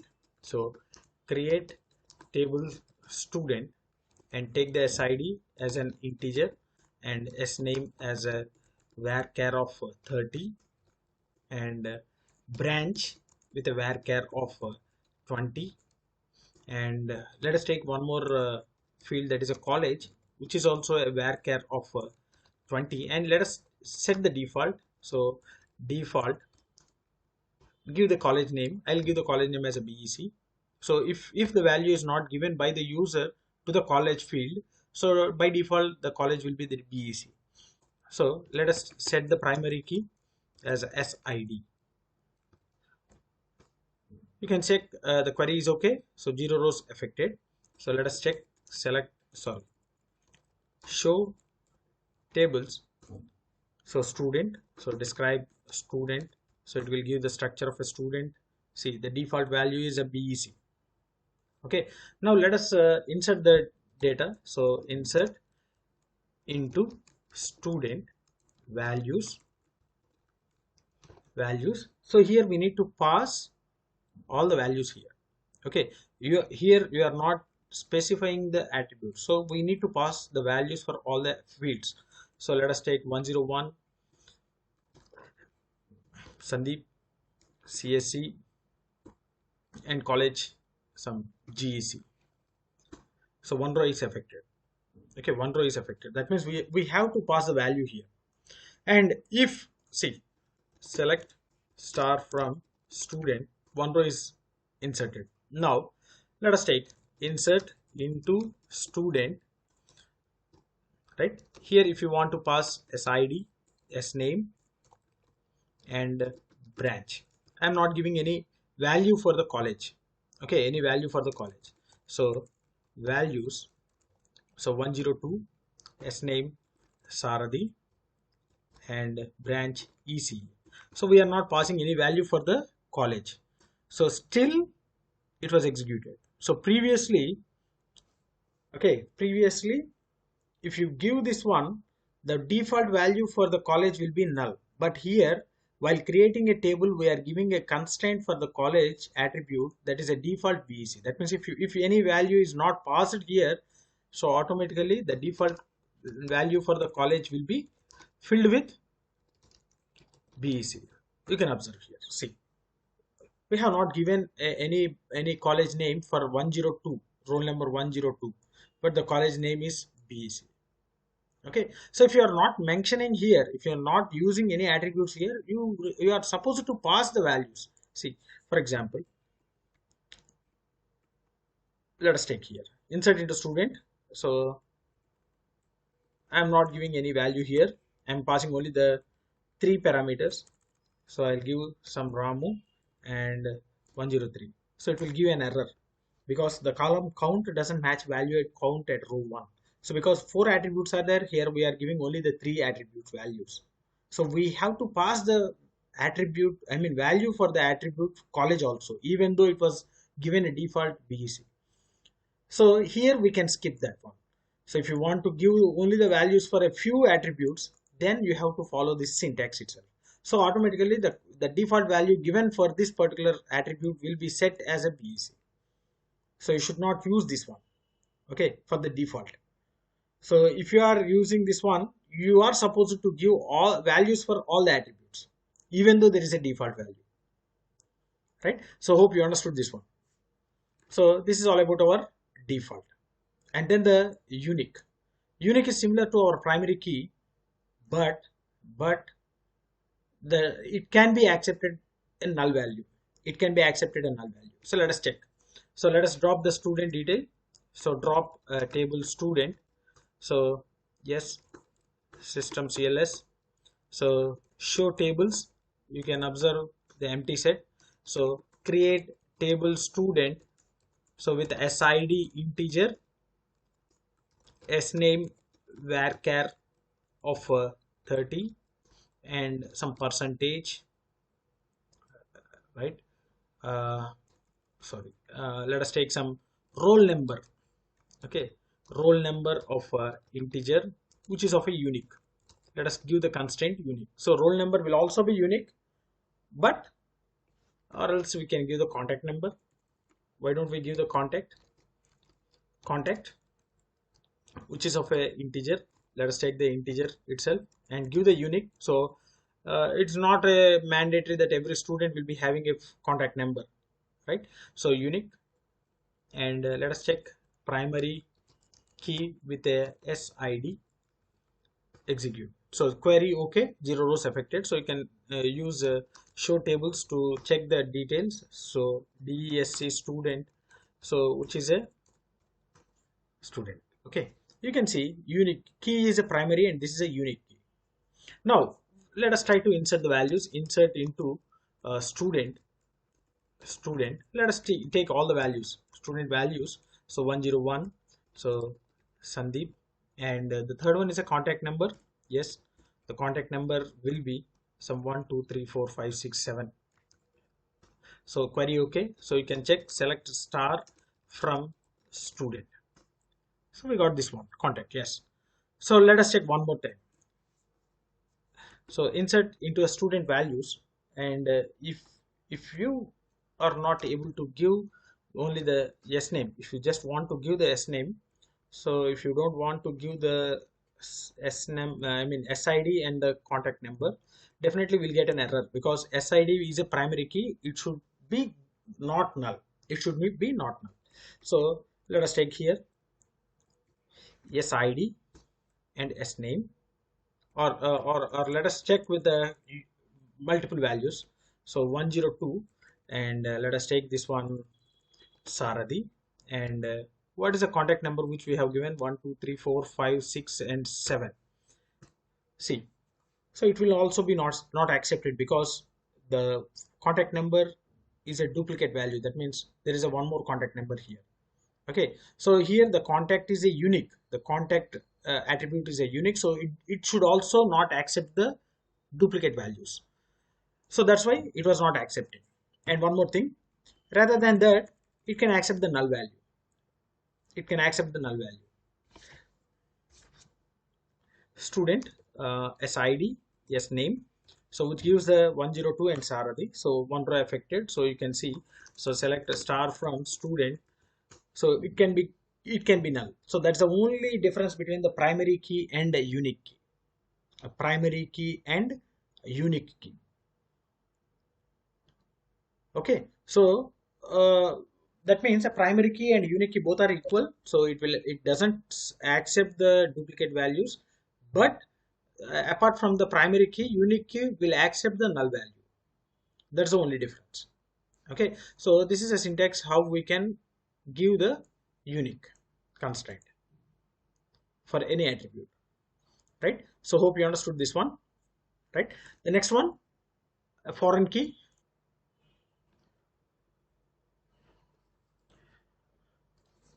So now foreign key, we know that the foreign key means the primary key of one table will be the foreign key of another table. Let us take the two tables. So I will show you the syntax how we can give the foreign key. Okay, with the help of a foreign key itself, we are going to relate the tables, right? So let us create this one. So student table, will create the student table with SID, yes name, branch, and course ID, and also course table with course ID and course name and duration, right? So you can observe here course ID is a primary key in course table, which is a foreign key in a student table, which is a foreign key in student table. So let us create that one. Let us create this one. So create. So let us clear the screen. System CLS. Create table. Let us create the course table first. Course CID of integer and CNAME of varchar of 30. Right, only two attributes. We are giving only two attributes, and let us give the primary constraint, primary key, as CID. So query OK. You can check show tables. So we are having a course table and a student table. Okay, so let us drop here the student table and let us create one more student table. Now let us check show tables will give only the course table. Now we'll create a student table with a course ID as a foreign key. So create table student. Okay, what are the fields? Student ID, student name, branch, and CID. Student SID with the integer, SNAME with the varchar of 30 characters, branch with the varchar of 20 characters, and CID with the integer, right? So also we have to give the primary key. So primary key is of SID, and again we need to give the foreign key. What's the foreign key? Foreign key of the foreign key. Which is a foreign key here? CID is a foreign key which references the course of CID. So the foreign key is a CID in this table which references to the primary key CID of course table, right? So this is the syntax. Oh, sorry, references. Okay, yes, is we have to give the references, not a reference, right? Sorry. So let us create a table student SID integer, SNAME varchar of 30, branch varchar of 20, CID of integer, primary key of SID,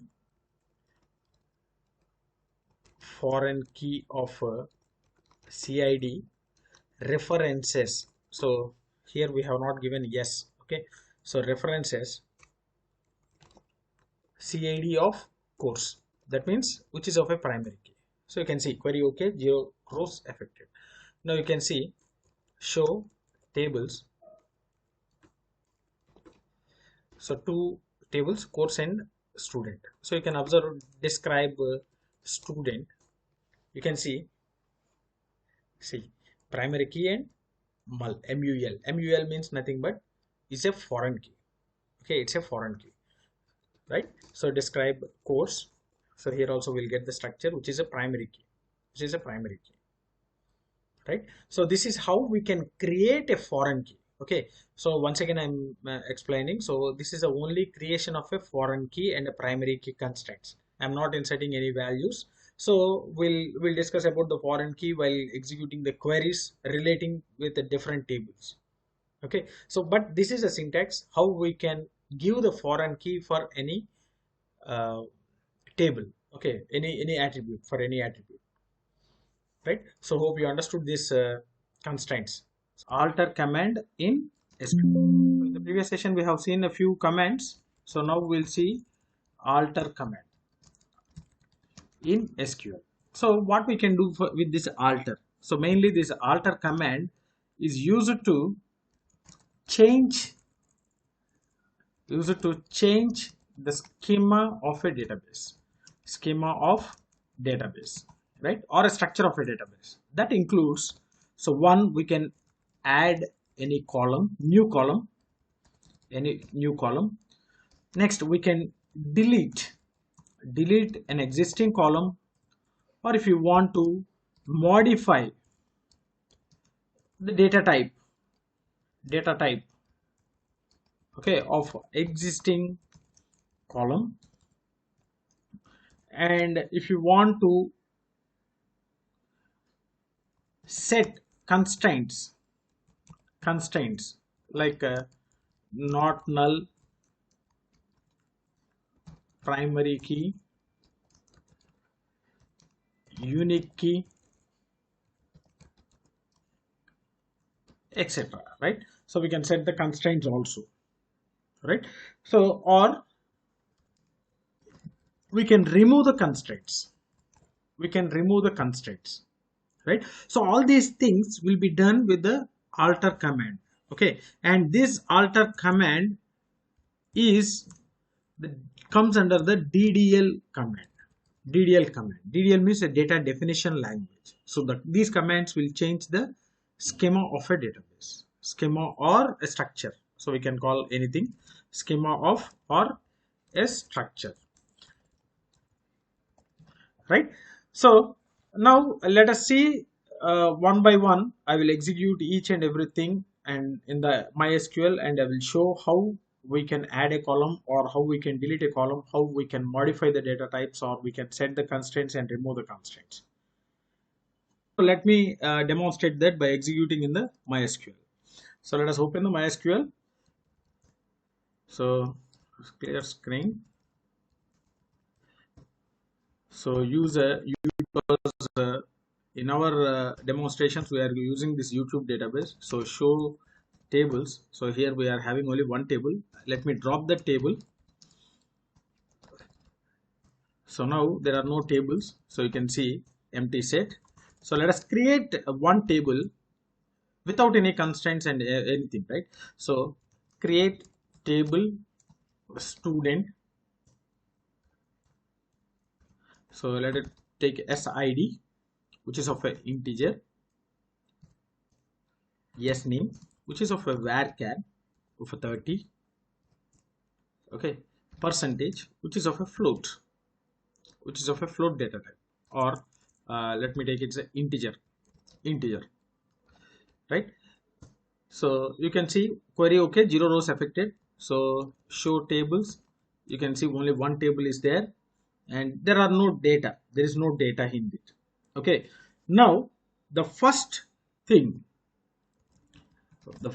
is how to add one more column. So if you want to add one more column, that means age. If you want to add age, so add column. So what is the syntax here? So SQL. So what we have to do? So alter table name, add column name and the data type. So simply by using this one, it will add a column. Let us check. So alter table student, add, let us add age, which is of an integer data type. Simply use this one. So query okay, 0 rows affected. You can describe the student so that you will be finding the age attribute. One more attribute has been added. And if you want to drop, so the next one is drop column. So hope you understood. Alter means we are just changing the structure of the database. So alter table name, and if you want to delete a column, so drop column name. So it will automatically drop that particular column. If you want to delete some percentage or some age, so you can use alter table student, drop column. What is the column name? Let it be, it's a percentage or age. See, query okay, 0 rows affected. And if you observe the describe this student, the structure of the student, you can find only the 3 rows. That means the 3 columns are available: SID, SNAME and percentage. So in order to delete any column, so you can delete that one. And the next one, modify the data type. Now we know that percentage, we have declared this percentage with an integer, but the value of a percentage will be always a float, right? So if you want to change the data type, right? See, modify data type. So what is the syntax? SQL alter table, table name. So instead of add and drop, here you need to use a modify class. So column name, and the data type. What data type we need to give? So alter table student, modify percentage.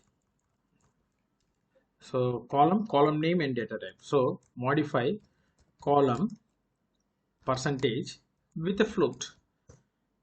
Yeah, see, query okay, 0 rows affected. That implies the percentage data type has been changed. So let us check with that one. Describe student database. So here you can see percentage with a float, and previously the percentage is of integer. So this is how we can modify the data type.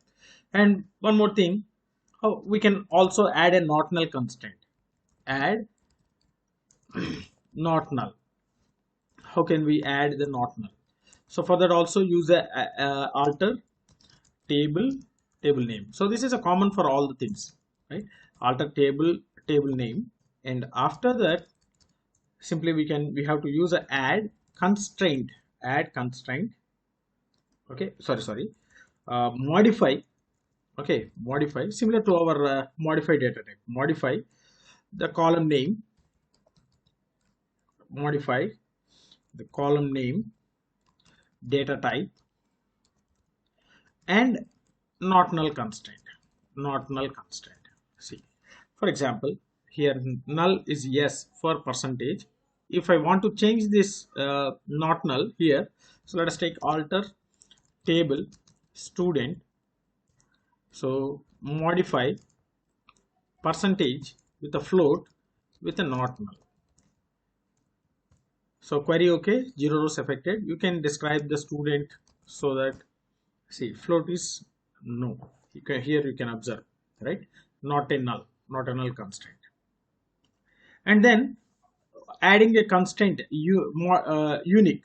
Okay, add a constraint unique. So this is also a simple. So give the SQL alter table name, right? So give the add constraint unique of column name. So automatically the given column will be given as a unique. So let us add first one. So alter table student. Okay, so we'll add one more field, that is a email with a varchar of 50. So now you can observe describe student. So there is a one more field, that is a email. Now we'll give a email as a unique key. Okay, so alter table student, add constraint, okay, unique of email. So automatically the email will be set as a unique constraint. So which will be unique, that means no duplicates, but it can be left blank, that is a null. See, and a key is a unique. Similarly, add primary key constraint, similar to our unique key constraint. Okay, similar to our unique key constraint. So for this also we have to use a alter table name, add constraint primary key of column name. So if it is a single column, we can give a single column, otherwise we can give a multiple columns with a comma separated, right? So let us set this SID as a primary key. So alter table student, add constraint primary key of SID. So you can see query okay, 0 rows affected. That means you can observe describe a student. So you can see SID int no, I mean primary key. The key is a primary key. Okay. And how to add a constraint check? Add constraint check. So if you want to add the constraint check, so this is also alter table name,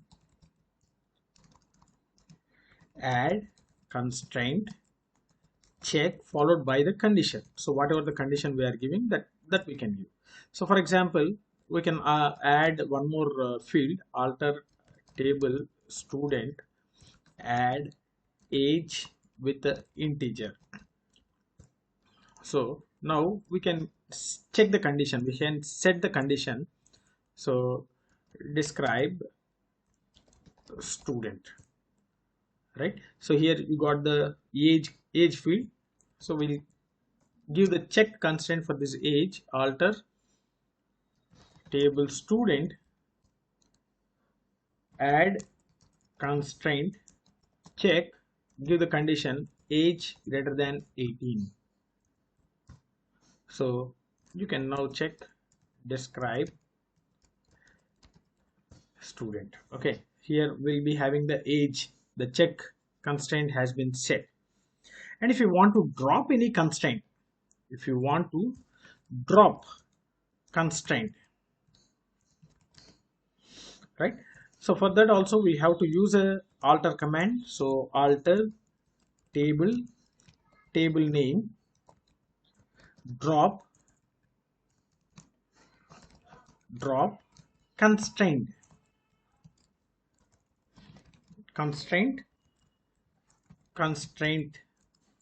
name. So whatever the constraint we need to drop, that should be deleted.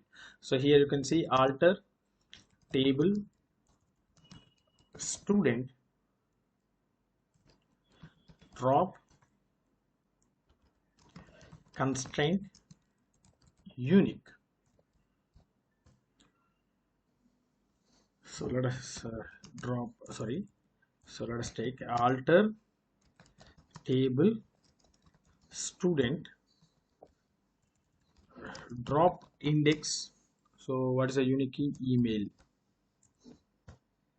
So automatically it will be dropped. So if you want to delete the unique key, the syntax, so delete the unique key, I will write once again. Okay, drop constraint unique. So for this only it will be different. So SQL alter table name, drop index. We need to drop index. So what is the index? Email, right? So index and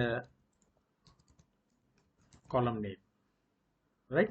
So here alter table student, drop index. So for which we are giving the unique key, that particular column we have to give.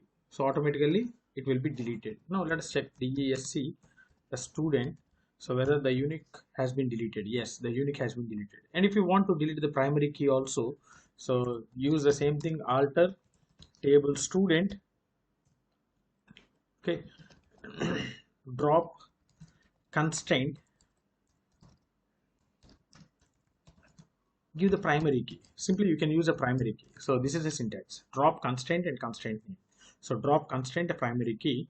So it will, oh sorry,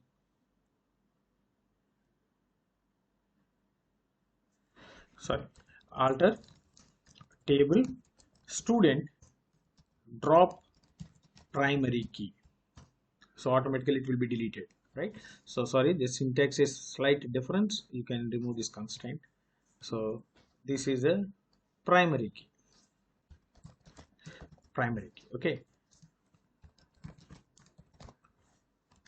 So simply you can use the syntax for deleting the primary key constraint and the unique constraint, okay. So you can observe here, after deleting the primary key, see there is no primary key.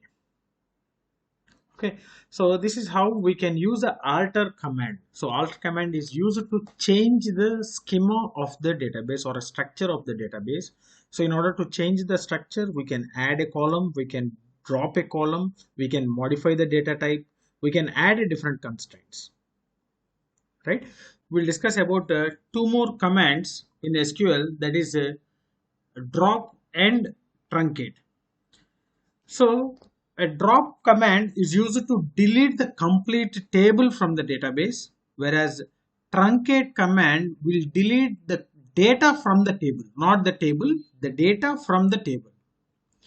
So let us see the syntax and then we'll execute the same in the SQL. So the first one is a drop command, and both comes under the data definition language commands. Okay, so drop command, which is a DDL command, and the syntax is drop table followed by table name. So it will delete the complete table. Okay, see here, it deletes complete table from the database. So we know that the database consists of a lot of tables. So in order to delete the table, the syntax is drop table name. And coming to the truncate command, which is also comes under the DDL command, and it deletes complete data from the table. So the table will not be deleted, but it will delete the data from the table. So the syntax for this one is a truncate table name, right? So let us execute these two commands in the MySQL. So let us open the MySQL command line. So it will prompt for the password. So use the password. I'll clear the screen. Now use the database YouTube, because we are using this YouTube, and in this YouTube we are having the tables. Let us check tables. So we are having only one table, that is a student, right? So if you want to delete the data, so let us check whether this one having the data or not. So select start from student, there is an empty table. So let us insert some data. So insert, let us check the description,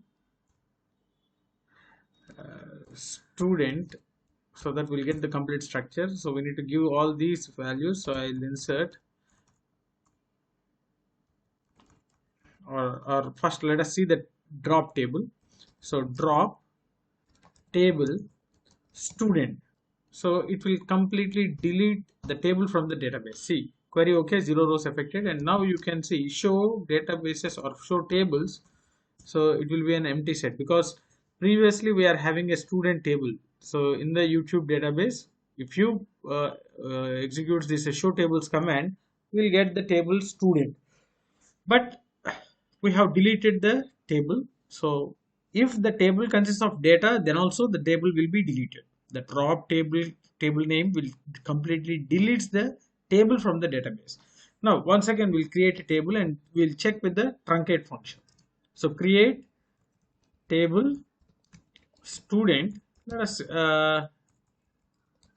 take some three attributes: SID, which is of integer, SName, which is of varchar of 30, and some percentage, which is of a float, and use a primary key. It's not required, but we'll use this one, primary key SID. So a table has been created. Now if you observe show tables, so there is a one table with a student. So let us insert some values. Insert into student values. So let us take 101 Sundeep 99. So one row affected, and see 102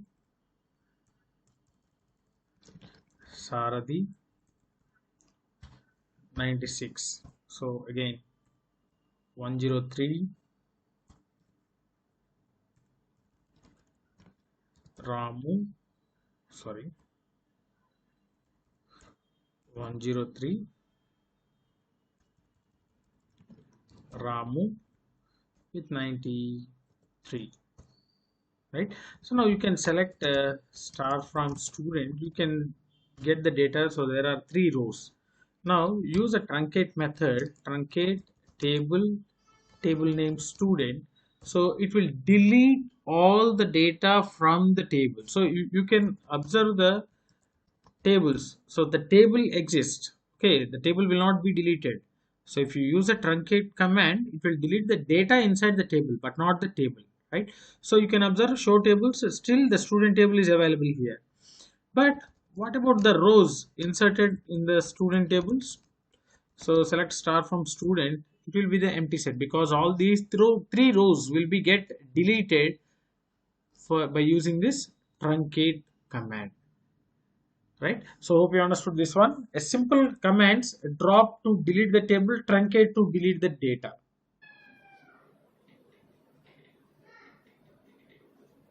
So in the previous sessions we have seen a create command and insert command. So create command is used to create a table and insert command is used to insert the data into a table. Now the select command is a one more DML command, that is a data manipulation language command, which will retrieve the data.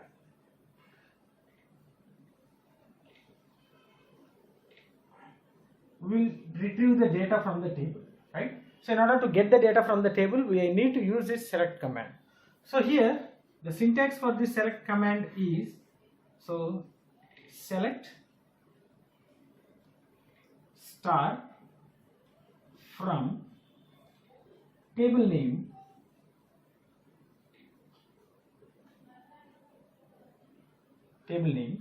and here you can write a where class,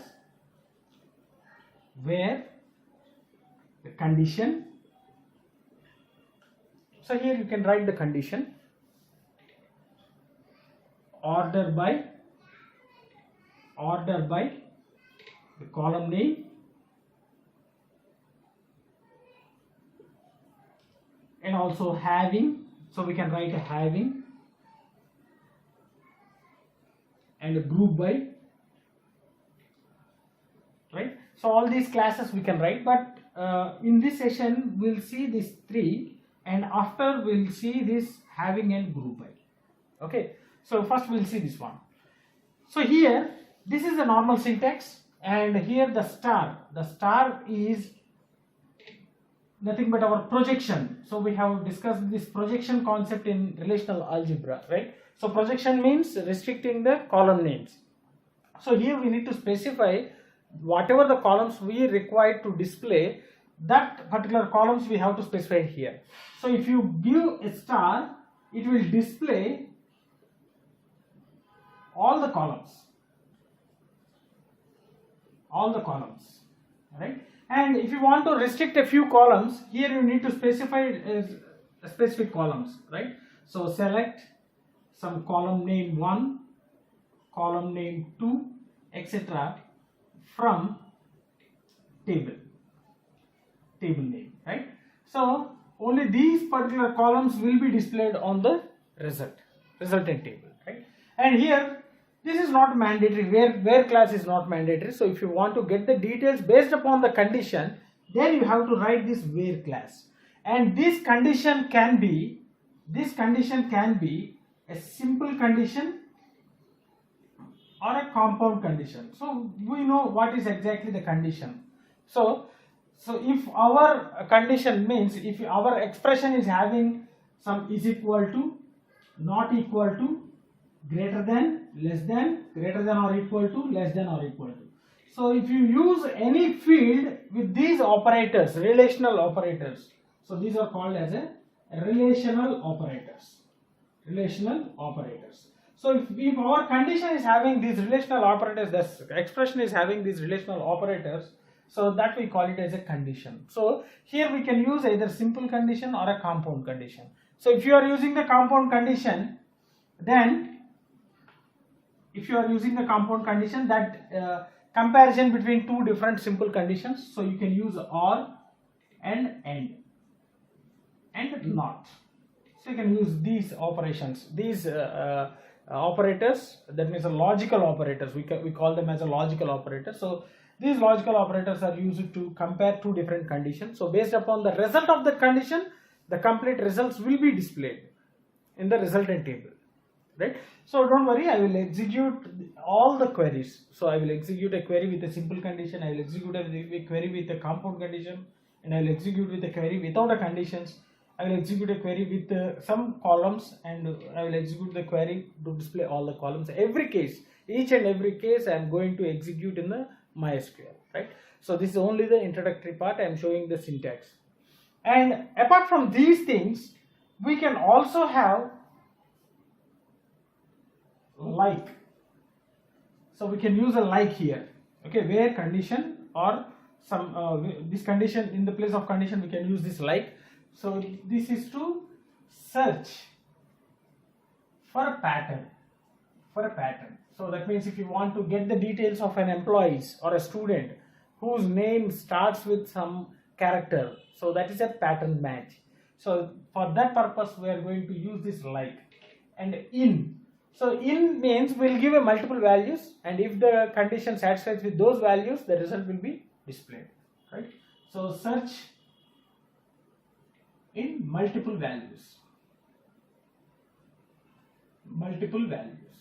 and also between. So between means, the name itself indicates, will give search in a range.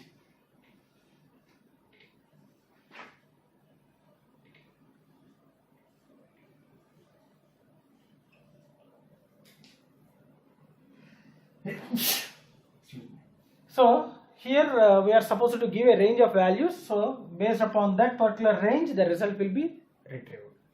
Okay. So here the next one is order by to arrange in ascending order or descending order.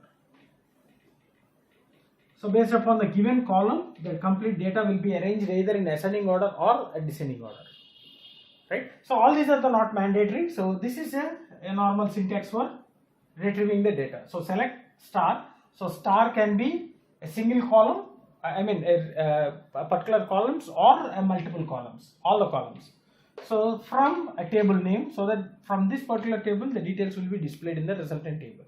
And if you want to filter the changes, filter the values. So for example, if you consider any student table, if you want to get the student details whose percentage is greater than 90, so there we are supposed to use a condition. So there we have to use this where class. Okay. So apart from this order by, that means if you want to arrange the student details based upon their percentages. So either ascending order or descending order, you can use this one, right? And also we can search the student details based upon the pattern, given pattern. We can search the student details based upon in the multiple values, giving the multiple values as an input. From that multiple values we can get the data, and also we can give a range of values. So the match or the search which satisfies this particular range will be displayed on the screen.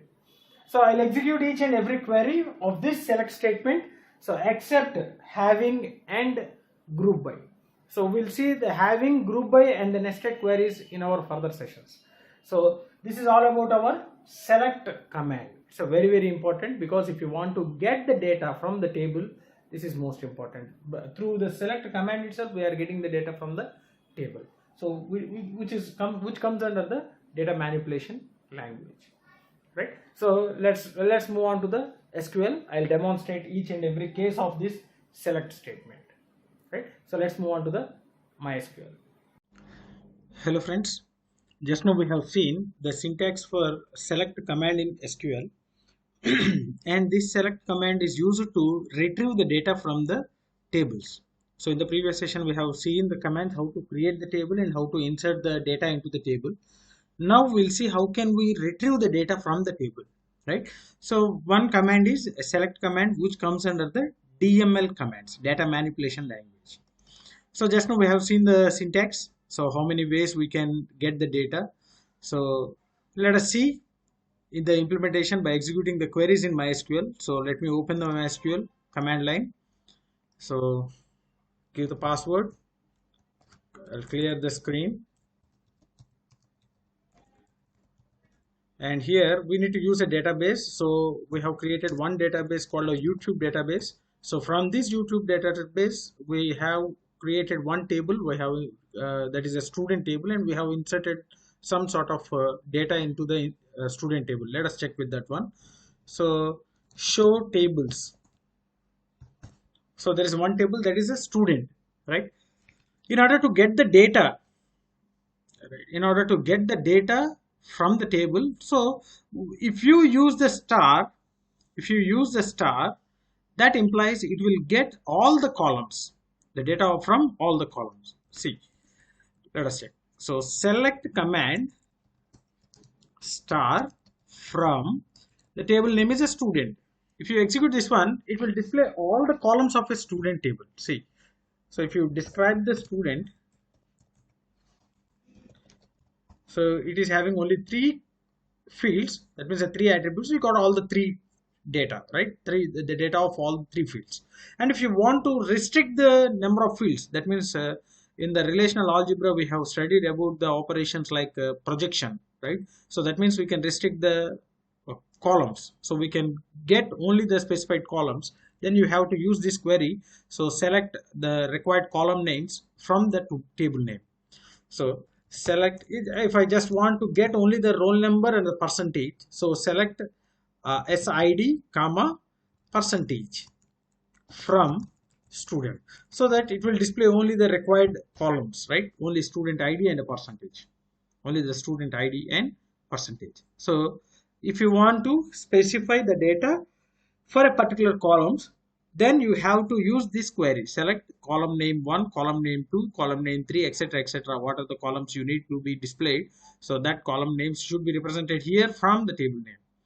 And there is a one more case to get the data, that is a distinct. So that means if you observe the data, so select a star from student, you will get the complete data. You can observe here. So total some 8 student details are there. 8 student details. Among these 8 student details, see what are the distinct values, that means without any repetition. For example, if you go with the SID, there is no repetition because it's a primary key, so we'll get all the 8. And coming to the S name, you can see there is one name which is repeated, Hari. So among these total 8 data, we'll get only 7, because if you use this distinct, okay, without repetition, what are the values? Right. See, select distinct S name from student. So you will get only 8. See, 1, 2, 3, 4, 5, 6, 7. Because total 8. Among these 8, the name Hari has been repeated 2 times. So it will not be reflected here. Only 7 rows inside. Similarly, coming to the percentage, select distinct percentage from student. So here also we'll get only 6 because there are repetitions, I think. See, 99 is one repetition, 88 is another repetition. So 2 repeated values will be deleted, so that we'll get only the unique values. So for that purpose, for getting that unique count, we can go with this distinct, right? Then the general syntax for retrieving the data. So select the column names from the table, and where we have to use a where class and give the condition. So based upon this condition, the data will be retrieved. And here the condition can be a single condition or the compound condition. And single condition means using the relational operators, right? So all these are the relational operators. And apart from these relational operators, we can also use a different cases, that is a between, so that we can give a certain range, and like, which can search the pattern, search for the given pattern, and in to select from the multiple set of values, right? So I'll show you the syntax and I will execute the query. Don't worry about that. See, first let us see the simple condition. So select star from a student where simple condition, that means if I need to get the details of a student whose percentage is greater than 85, so that's a percentage. So select star from student. See, display student details whose percentage greater than 85, right? So that's let first one. So what you have to do, select star from student where percentage greater than 85. So you'll get the complete details of a student whose percentage is greater than 85. So you can cross check it one. So select star from student. So you will get this one. So we are checking for percentage greater than 85. So 101, 103, 107 and 108. See, 101, 3, 7 and 8. Total 4 rows are there. Right? So this is how we have to write this condition. So here we are checking only one condition, so that's why we are giving with a single condition, right? Next, so display student details whose percentage is greater than 70 and S name is equal to Hari. Okay, S name is equal to Hari. So we are checking this one, percentage greater than 70 and S name Hari. So it should satisfy both the conditions. So the name should be Hari and the percentage should be 70. Okay, or simply you can see, we'll check SID greater than 103. Okay, so we'll check with the student ID. Whose student ID is greater than 103 and whose percentage is 70. See, select star from student. So if you need to get only a few things, we can simply use the columns. I mean, here you need to give the column. I'm giving star so that it will display all the 3 columns. So where percentage greater than 70 and SID greater than 103. Sorry, here the percentage is PRC, right? See, we got the details. So 103 and percentage is greater than 70. So 103 but greater than 70 is 1, 2 and 3. So the total 3 rows have been retrieved. Okay, so end means both the conditions should be satisfied. And if you give the same query with or means, so either percentage is greater than 70 or SID greater than 103, we'll get everything. So if any one of the condition is true, the same result will be given here. So that means we'll get the details of a students whose percentage is greater than 70 and whose SID is 103. That means a union operation. So you can simply, for better understanding, you can see the percentage greater than 70, the result will be there. SID greater than 103, result will be there. So you apply the union operation in between these two operations. So it will automatically avoid the duplicate. So we'll get the complete details. Right? So hope you understood this one. And then see, this is the third query. Display the student. So this we call it as a compound condition because we are applying the 2 different conditions. So we can simply say this as a compound condition, right? So similarly, less than or equal to, greater than or equal to, not equal to, everything you can write it. See, condition 1 and condition 2 and condition 3 and so on, condition 1 or condition 2 or condition 3 and so on, right? And not, that means if it is true, then it will be false. If it is false, it will be true. So you can see, so display student details whose percentage is not greater than, okay, not greater than 90. Okay, so for this we can simply write, so select star from student where, see, what is the syntax here? Simply you can see where not condition, where not percentage greater than 70 or 90. See, so simply we'll get the student details whose percentage is not greater than 90, right? So we are getting only 6 rows, because so there are 2 rows with a percentage 99 which is greater than 90, right? So hope you understood. So first it will check for the condition percentage greater than 90, and not, we are applying not, that means other than the percentage greater than 90 will be retrieved. So this is one case. Okay, and the next one is order by.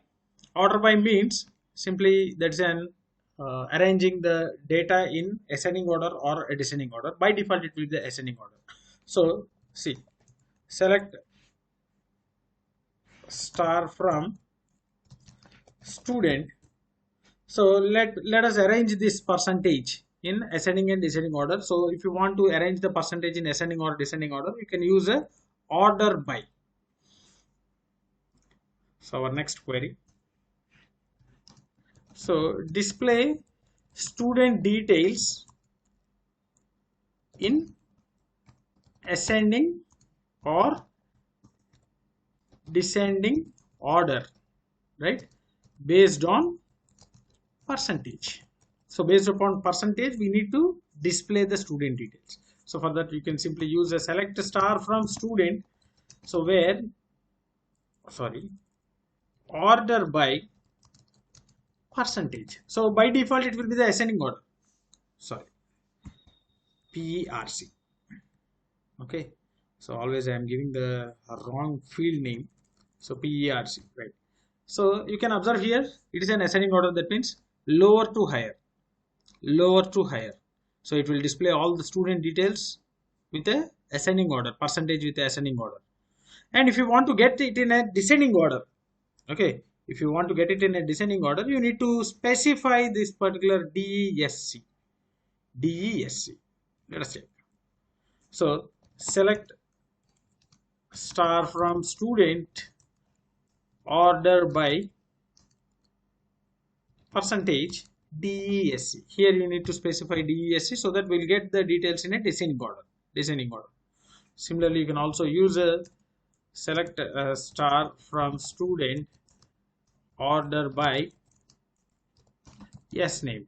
So yes name means based upon the alphabetical order, details, the student details will be arranged G H R S V. If you want to give in the descending order, simply you can use so DESC, so that we'll get the complete details in a descending order with respect to the name. With respect to the name. So this is how we can arrange the data in ascending or descending order.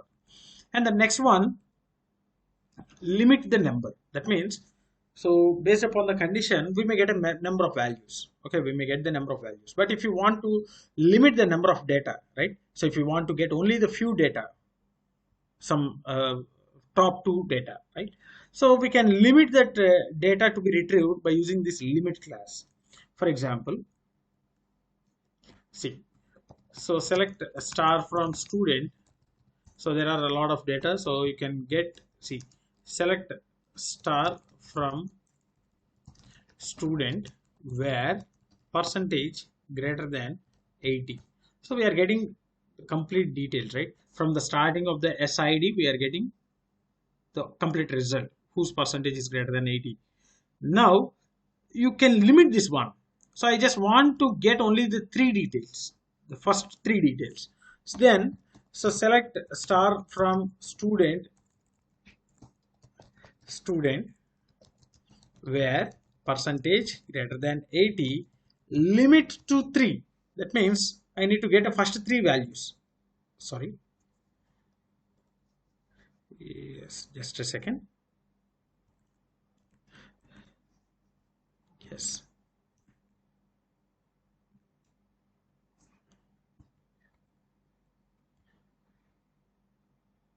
From student, right? See, we'll get only 3. We'll get only the 3 because we are limiting the result to 3, right? So the query will be display student details, okay, whose percentage is greater than 80.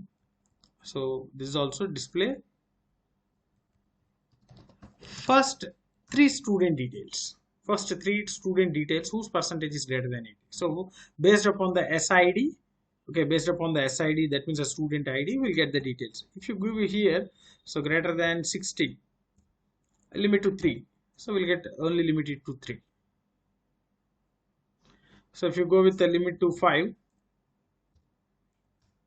we'll get a 5, top 5. So here you can observe 105 is missing. Select star from student, okay, where SID is equal to 105. Let us check only the percentage. Okay, why this percentage, I mean why this 105 is not getting, right? So select percentage student from SID is equal to 105. So the percentage of 105 is 40, which is not greater than 60. So that's why we didn't get this value 105 results in the result, right? Okay, hope you understood. We can limit the number of results.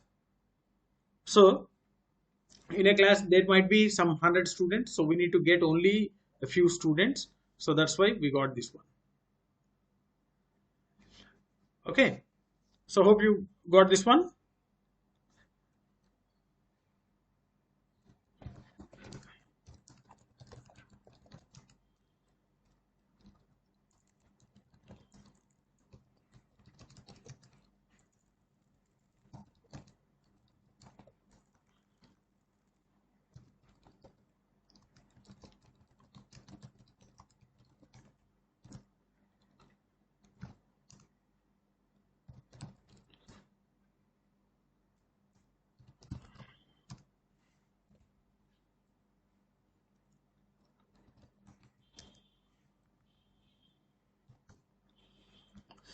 See, so this is how we can get the data, that means the top 3 rankers in the class. Okay, so let us write down the query here first so that you can understand.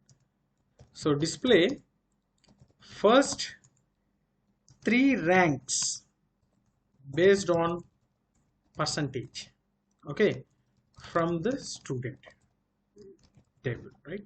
From the student table, display first 3, that means the top 3 ranks, based on percentage from the student table, right?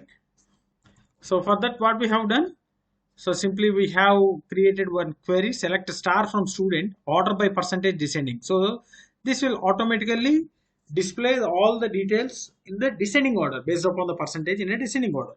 Here we are limiting the 3, limit to 3, so that we'll get the top 3 rankers here, right? So hope you understood this one, why we are using this limit.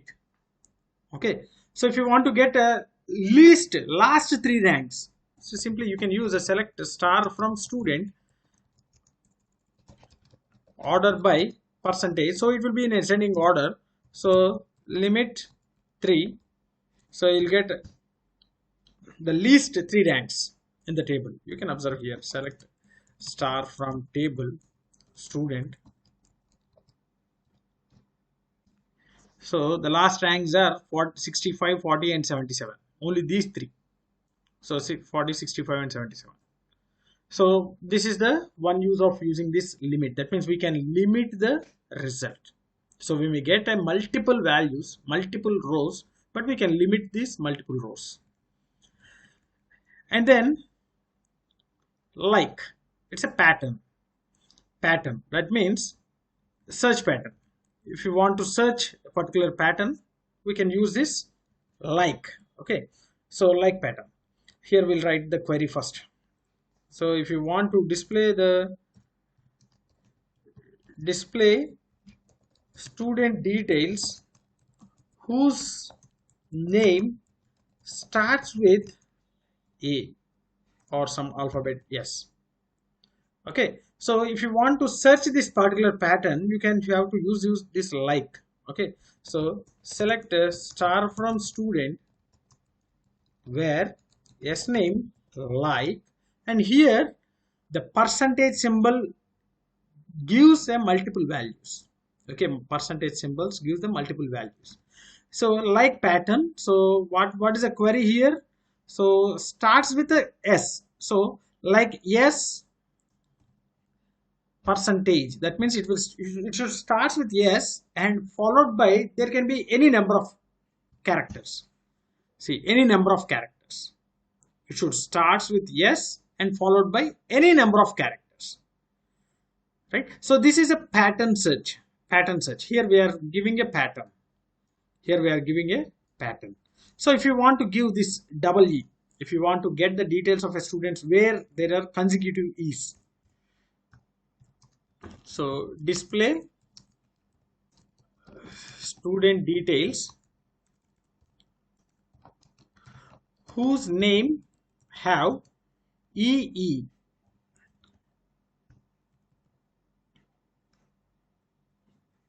anywhere, anywhere, whose name have EE anywhere. So for that purpose we can select this one. So select the query where you can simply use a percentage, that means multiple elements, or give here EE percentage, EE and a percentage, okay, and also EE. So that implies sorry, so here you can see, so it can have multiple values and EE consecutive E's and multiple values. So you'll get the result. You'll get the result here. Okay, so this is how we can use this pattern search. Pattern search. If you want to get the data of a student details whose names ends with some particular I, so you can use percentage I, so that you'll get the complete student details whose name ends with I. Right? So hope you understood this one. That is a like to search for the pattern. And in column name in, you can give the multiple values. If the column name is having these values, it will execute.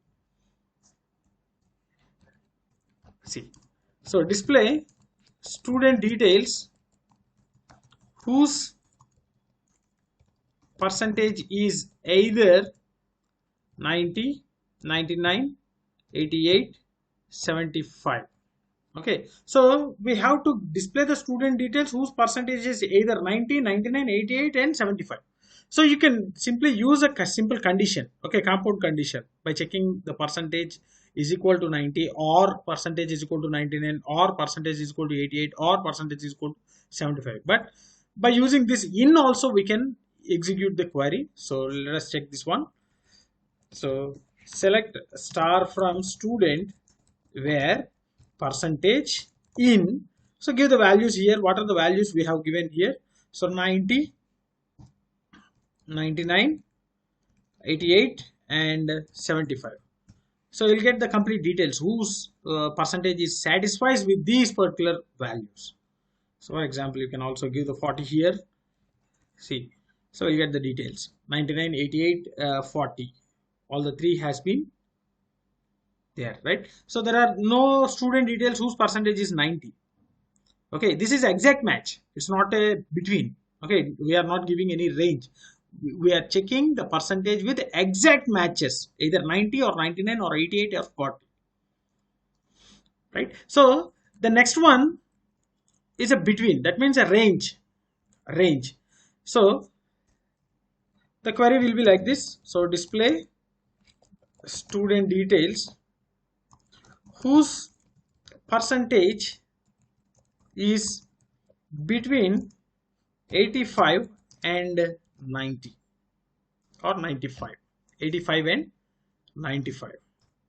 So here we have to give the range, right? So in order to give the range, you can use this between.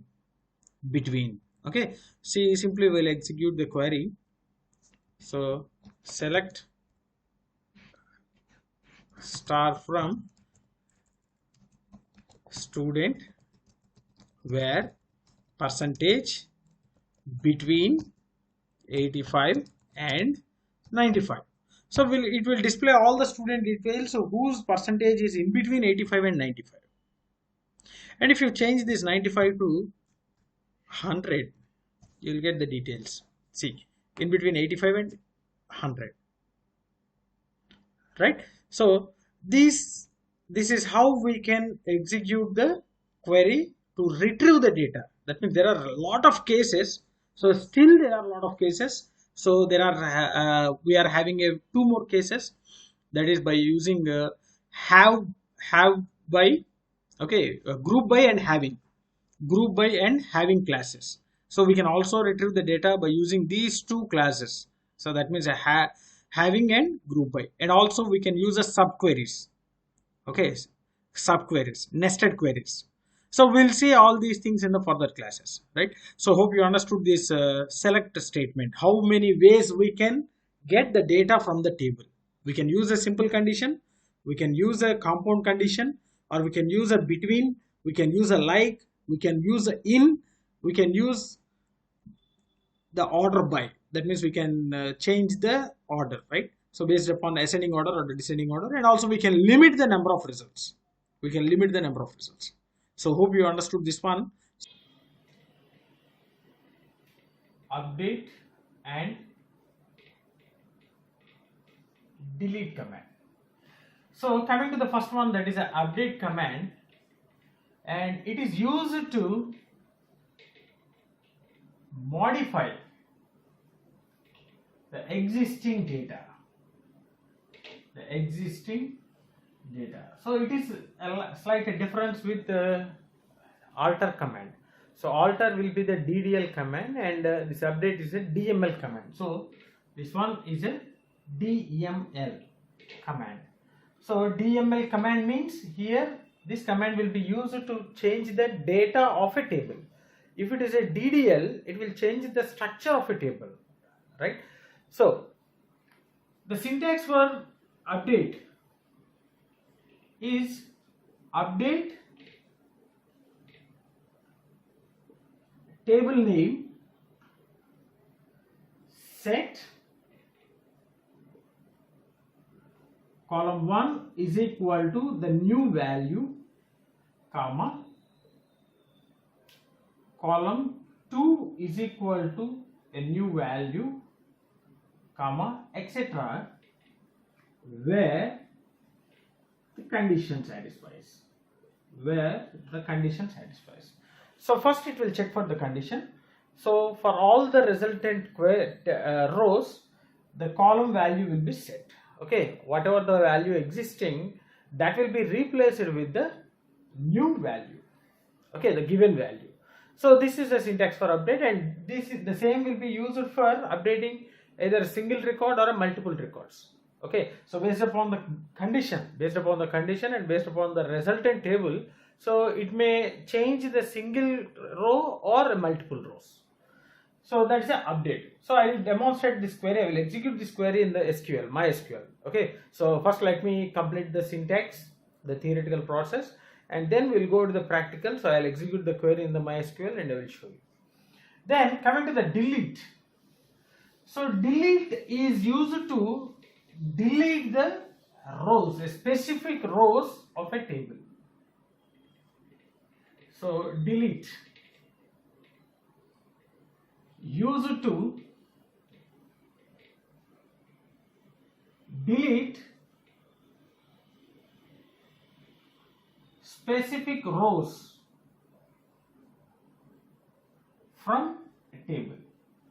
So some based upon the condition, here also we will give some condition. So based upon that condition, the particular rows will be deleted. Either it can be a single row or a multiple row. And similar to our update function, update command, this is also a DML command.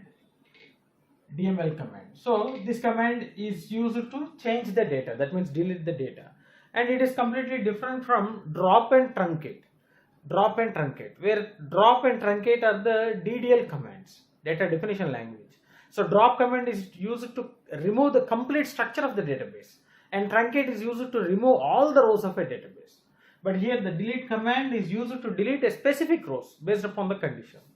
So the syntax for delete. The syntax for delete is delete from table name where condition. So here we can write the condition. So from this condition, based upon this condition, the resultant rows will be get deleted.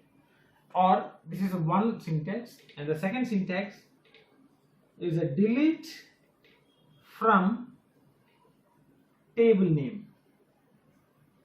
So this syntax will delete all the rows from the table, similar to our truncate function. Okay, so this one deletes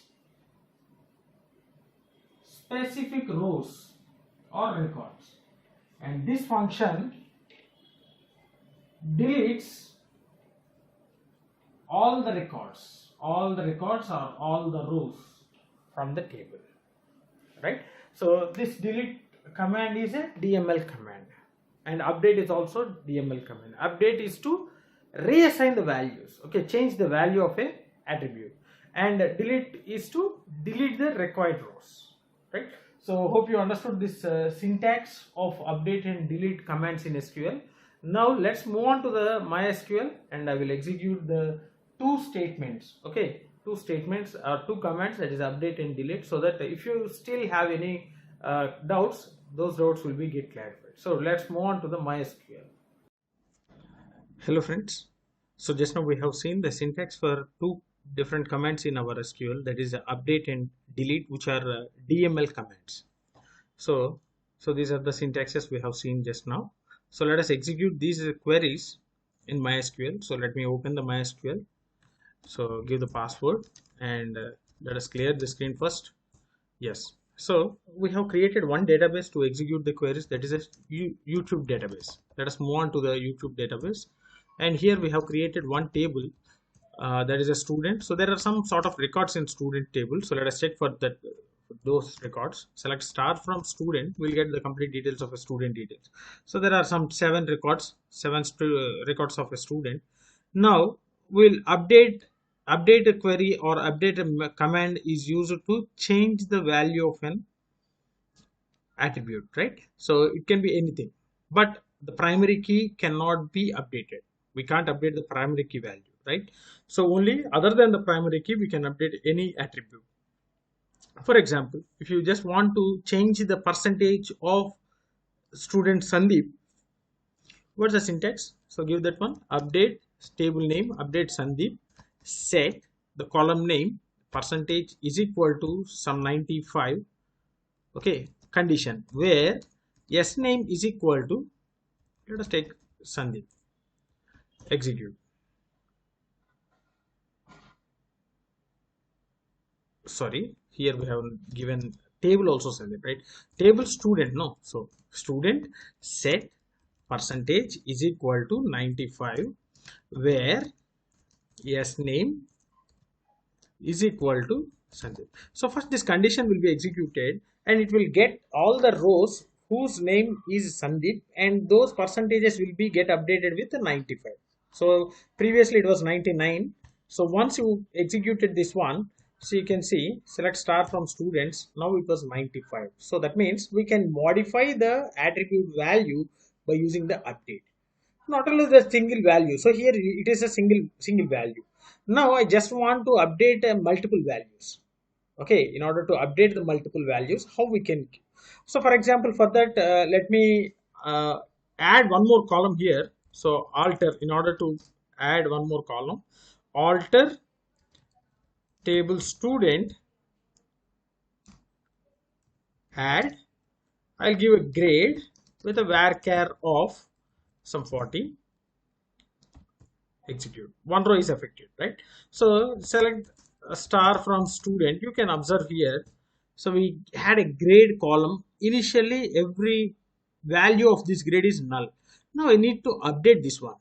So how can we update? We have to give a grade such that the 40 is a pass, and in between 40 to 60, okay, in between 40 to 60 it's pass, and 60 to 70 it's a first class, and above 70 first class with distinction, right? So we need to update this one. So for that we can see update student set grade is equal to pass. Give the condition here where percentage is greater than 35 and percentage less than 60. Okay, percentage less than 60. Simply update here.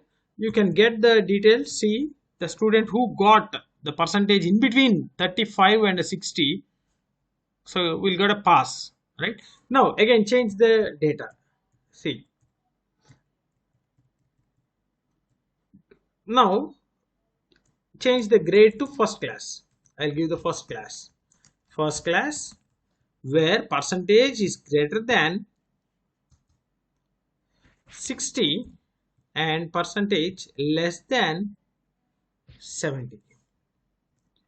So two rows matched. You can observe here. What are those two rows? So 68% which is a first class, 65% which is a first class.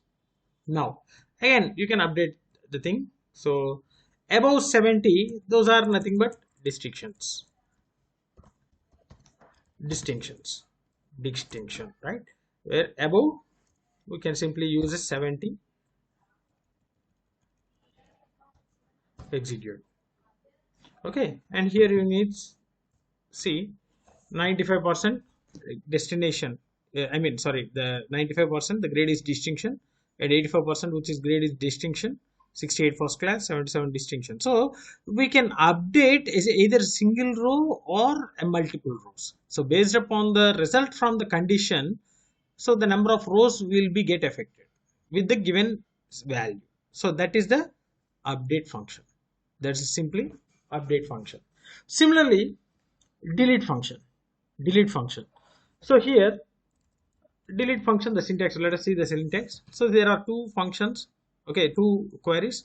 So delete from table name where condition, and delete from table. So we can delete a single row or a multiple rows or all the rows. So in order to delete a single row or a multiple row, we can use this delete option, delete from table name where condition. So you can write here delete from student where grade is equal to pass. So one row is affected. You can see whatever the student 105, the student details of 105 who got a grade pass will be get deleted here. See, 105 has been deleted because we are deleting the student details whose grade is equal to pass. Now let us check here. So I'll delete the first class. I will delete the student details whose grade is a first class. Now you can observe two rows affected and see only the distinction will be remained here, because in our table we are having the first class, two first class and one pass in among the 7 rows. So we have deleted pass and first class. So 3 rows has been deleted. So totally 4 rows has remaining, whose grade will be the only the distinction, So this is how we can delete either single row or a multiple rows, And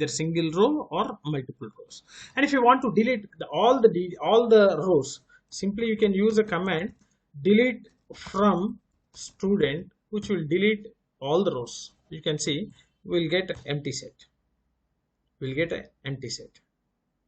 Right? So this is the option. These are the DML commands, two commands, update and delete. So which will use it to update the value or delete the records. Update can be done for single row or a multiple rows, and delete can be done for a single row or a multiple rows or all the rows. Right? So hope you understood these two commands.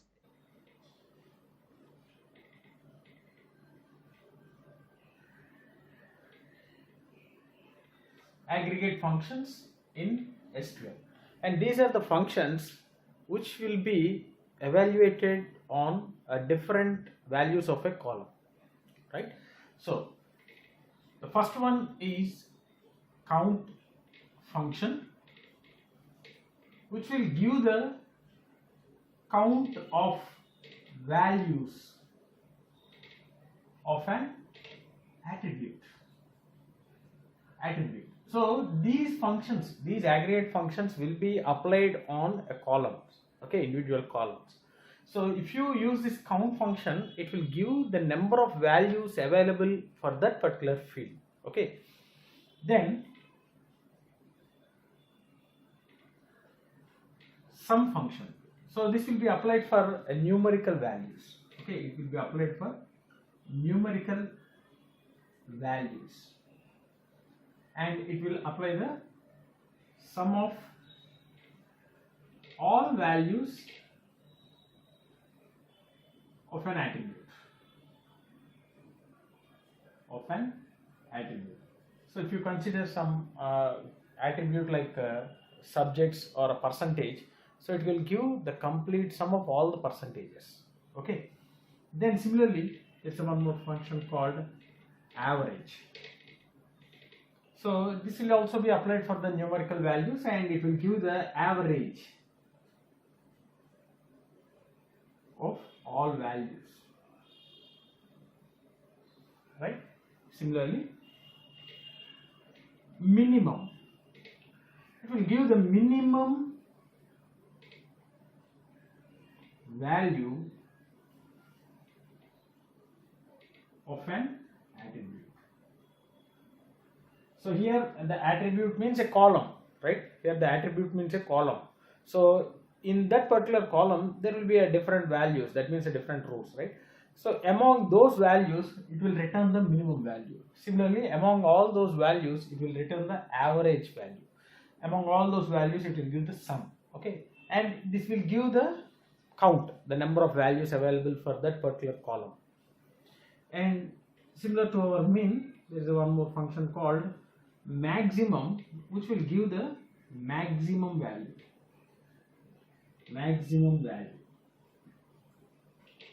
of an attribute. So these are the aggregate functions in SQL, right? So in the previous sessions we have discussed about the select statement, and in that select statements we left two concepts, that is group by and having. So in order to know about the group by and having, first we have to know about these aggregate functions. So in this session we'll see the aggregate functions, and in the next session we'll see the group by and having class in select command, okay. So these are the different aggregate functions. Now let us execute each and every function in a MySQL. So already we have created one database, and in that database we have already created a table, right? So we'll apply these aggregate functions on the attribute of that particular table, right? So let's move on to the MySQL command line interface. Hello friends, so just now we have seen the aggregate functions which are available in SQL. So let me now demonstrate each and every aggregate function in this MySQL. So let me open this one, so giving the password. So just I'll clear the screen. Now we have created one database called YouTube, so let us use that particular database, and in that database we have created one table, I think. Yes, there is a student. So see, first let us check what are the fields available in that students, so whether the data is available in the student table or not. So in order to retrieve the data, select star from student. Yes, so we are having around 6 student details. Now, so what is the first aggregate function? It's a count, right? So count function.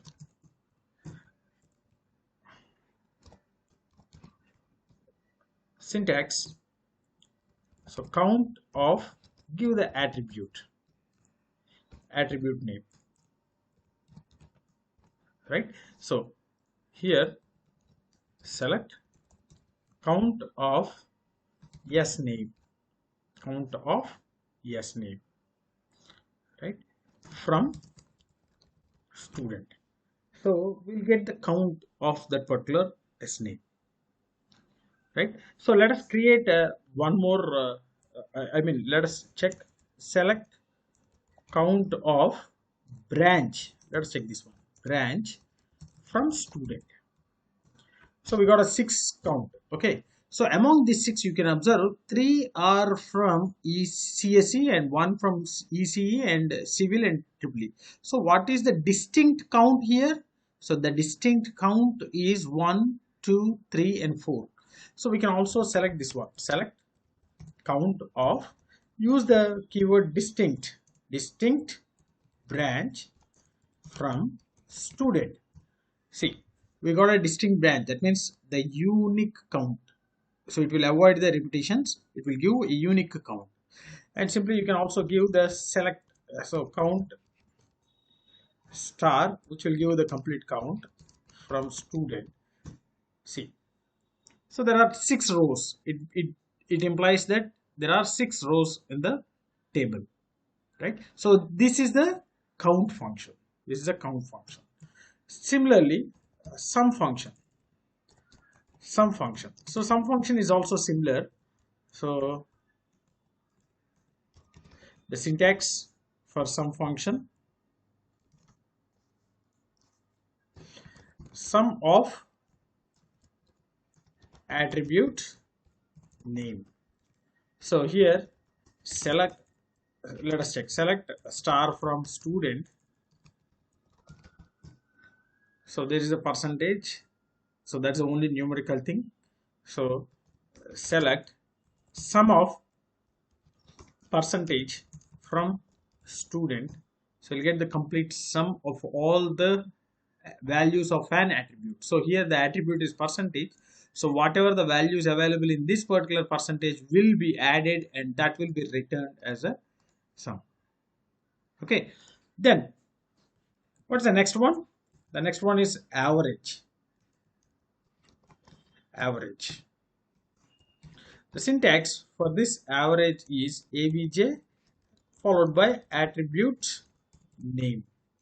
So select average of percentage from student. So this is the average of a percentage. So we had the percentage of 6 students. So among these 6 students, what's the average percentage? The average percentage is some 91.333 and so on. So this is an average function. Then next one, a minimum. So in order to get the minimum value, the syntax is min of attribute name. So here you can see select min of percentage from student. So this is the minimum percentage. So you can see among all the percentages of students, so this value is the minimum. So that's why we got 78 as a result, the minimum percentage. And then the next one is maximum. So the syntax is similar to our minimum function. We'll give a maximum of attribute name. So select max of percentage from student. So we got a maximum percentage. So among all the percentages, you can see the maximum value is a 99. So we got this one, maximum percentage, right? So this is how we can execute the aggregate functions. So select count of attribute name from table name. So this is the syntax, right? And here also you need to use a select sum of attribute name from table name. And here also select average of attribute name from table name.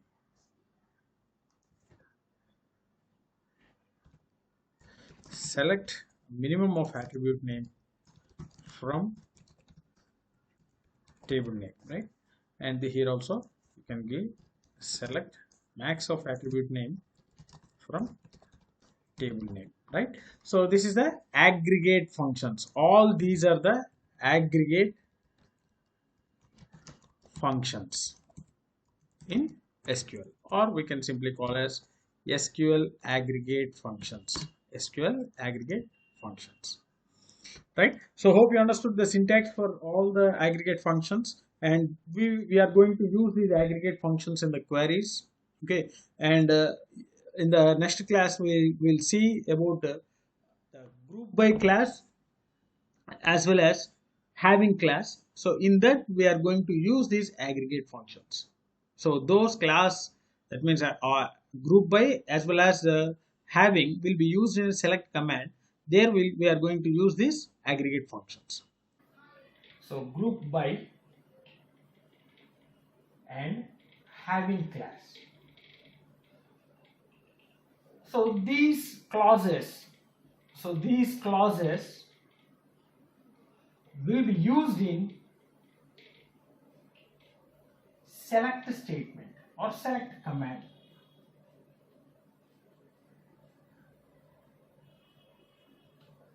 Select command, right? And see, this select command is used to retrieve the data from the table. So in this select command we have already seen the where class and the ordered by class. So where class is to get the data based upon the conditions, and the next one, order by class, is used to order, getting the data in either ascending order or the descending order. Similarly, this group by class is used to group the class or group the rows. So whatever the rows we are having, so group the rows based upon the column, value, right? So based upon the column value, and here we are supposed to use the aggregate functions, so which we have covered in the previous session. Aggregate functions like sum, average, minimum, maximum, count, etc., etc. We have seen these aggregate functions in the previous session, so we are making use of those aggregate functions in this group by class. Similarly, having, this having class, here also we are going to use the aggregate functions, and here we will apply the conditions on result of group by class. So after applying this group by class, we can apply the conditions by using this having clause, right? So this group by means grouping the rows, so the resultant rows will be retrieved based upon the column. So that means a group by column. Okay, group by column. For example, so in our actually in the previous sessions we have taken some database called a student, right? Student database. In the student database we have taken the student ID, student name. For example, let it be the gender, right? So we can group, we can get the details of particular rows grouped by this gender, that means male and female. So we can count, okay, how many number of students are male students and how many students are female. So that can be done with the help of this group by. So we'll use a count method. So count means, which is an aggregate function, group by gender. So automatically we'll get the count of male and female, right? So like that we are going to get the summary of rows based upon the column, that means group by a column. So that group can be either based upon a single column or multiple columns right? So here also we are going to this aggregate function. Whatever the summary we are getting here, we can apply the conditions and get the result. Okay, we can apply the conditions and get the result, right? So hope you understood this one. So still, if you are having any doubts, now let us execute these two things for a student table, okay, in MySQL. So I'll demonstrate these two classes by executing a small query on the student database, okay, so that if you are still having any doubts, your doubts will be get clarified. So let's move on to the MySQL. Hello friends. So just now we have seen the introduction part of group by and having classes. Now let us demonstrate this group by and having classes of select command. So first let me open the MySQL. So go with the password root. Let us clear the screen. Now see, let us execute a few queries of that, demonstrating these two things.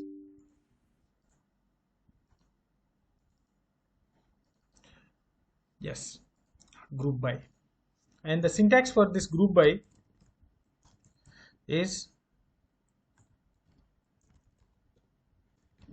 so we are going to use this group by and having in a select command. So select star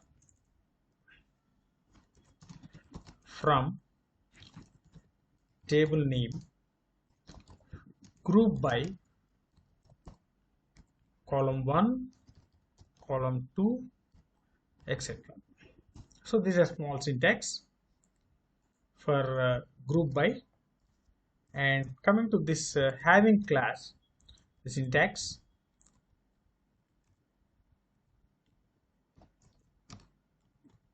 select star from student, star from table name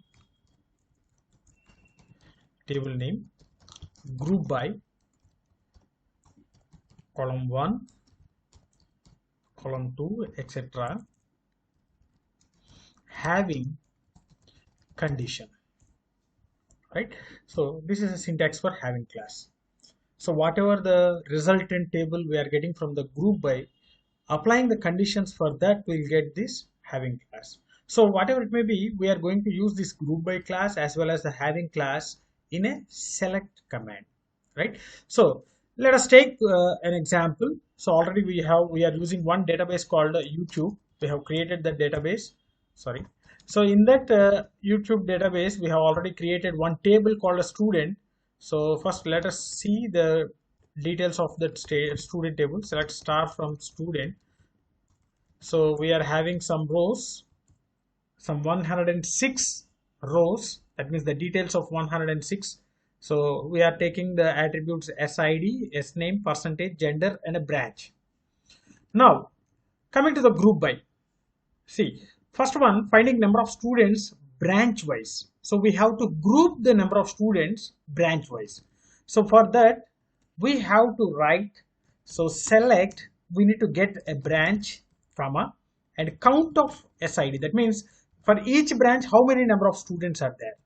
So from student group by, use a group by, give it as a branch. So obviously group by branch means based upon the branch, it will display the branch name as well as the count of the student details. You can observe here. See, after executing this one, the CSC, the count of SID is 3. You can observe in the table CSC 1, 2 and 3. So there are 3 students belongs to this CSC branch. And ECE, only 1 student, and civil 1 student, and a triple 1 student. So we got the details of a students based upon the branch. So we are grouping the results, grouping the rows based upon the branch, right? Next, finding the number of male students and the female students. So how many number of male students and how many number of female students. So for that we have to group by gender. We have to group by gender, similar to our previous query. So use a gender, count of SID from student. Now we have to group by gender. So based upon the gender we'll get, so male students 3, female students 3. Now let us check with this one, star from student. See, male students 3, so 1, 2 and 3, and similarly female students 1, 2 and 3. So we are grouping the complete rows based upon the gender. So automatically we are having a distinct count of gender is 2. So we are getting only 2 values. Based upon this one we are getting the count, right? So this is how we can use a group by. And the third one, finding average percentage of male students and the female students. We need to get the average percentage. of all among all the male students, among all the female students. Here also we need to group by the gender, right? Because we are asking about the percentage of male and female students. Now use a query, select a gender, comma, use aggregate functions, average of percentage from student, group by gender.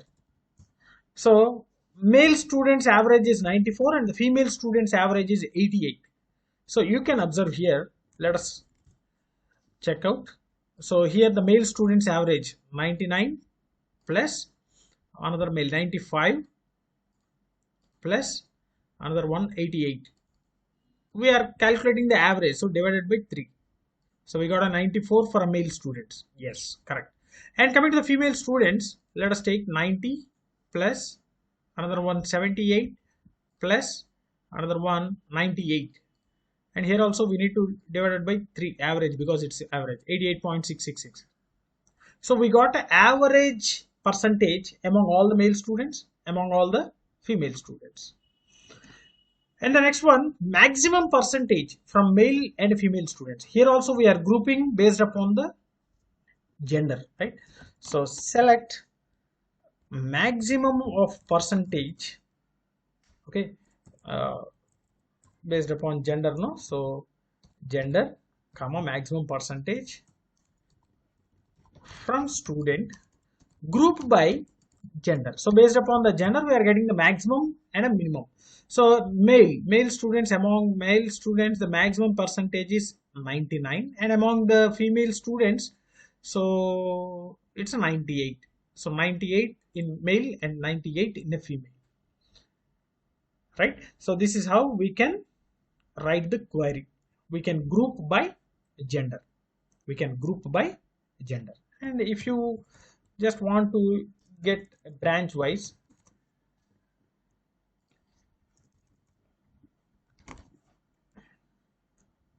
so if you want to get the maximum percentage among the branch, so see CSC it's 99 and all the remaining only one student, so we'll get 90, 88 and 99. So coming to the CSC, see 99, 95 and 78. Among these three, 99 will be the maximum and remaining branches only one student is there, so it will be a maximum. So we'll get this one.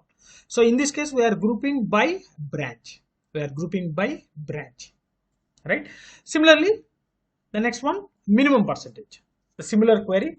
So select similarly write down a branch and a minimum of percentage from student, group by branch. So in each individual branch, what is the minimum percentage? So now you will getting the CSC as a 78. You can observe here CSC 99 and 95 and 78, 3 students, right? Among these 3 percentage, 78 is the least percentage, so we are getting the 78 here.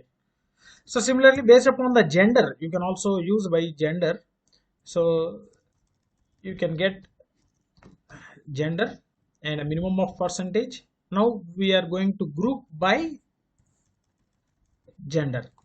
So among the male students, 88 is the least percentage, and among the female students, the least percentage is the 78. See, let us check. Select star from student. Among male, 98, 95 and 88. So 88 will be the least. Female, 90, 78 and 98. So 78 will be the least. So like this we can apply the group by. We can apply the rows, the summary of the rows, grouping by a particular columns, right? And coming to this one, so after getting the results of this group by, applying the conditions will be using with a having class. So select star from table name, group by, column 1, column 2, having a condition, right? See, finding the branches having only one student, so we need to group by branch. Okay, group by branch. Now use this one, select, get a branch and a count of branches from student, group by branch, and what we have to get, only one student. So count of SID is equal to 1. So here also we need to use the aggregate function. Sorry, here group by branch, and here we need to write the having class, having count SID is equal to 1. So actually we are getting the count of branches CSC 3, EC 1, civil 1 and triple E 1. But here we are finding the branches who is having exactly one student. So we got only one student, the branches who have only one student. So these are the three branches. If you just change this one, the second one, see, finding branches having more than one student. So you can observe here greater than 1. So obviously we'll get only the CSC, because except the CSC all the remaining branches are having only one student.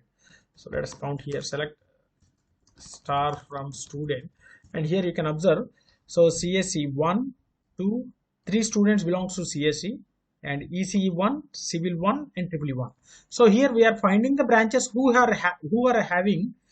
having the students, number of students greater than 1. So obviously we'll get only one branch because only CSC is having 3 students, right? So this is how. So whatever the result we are getting after applying the group by and applying the conditions on that particular result, we'll get the having, right?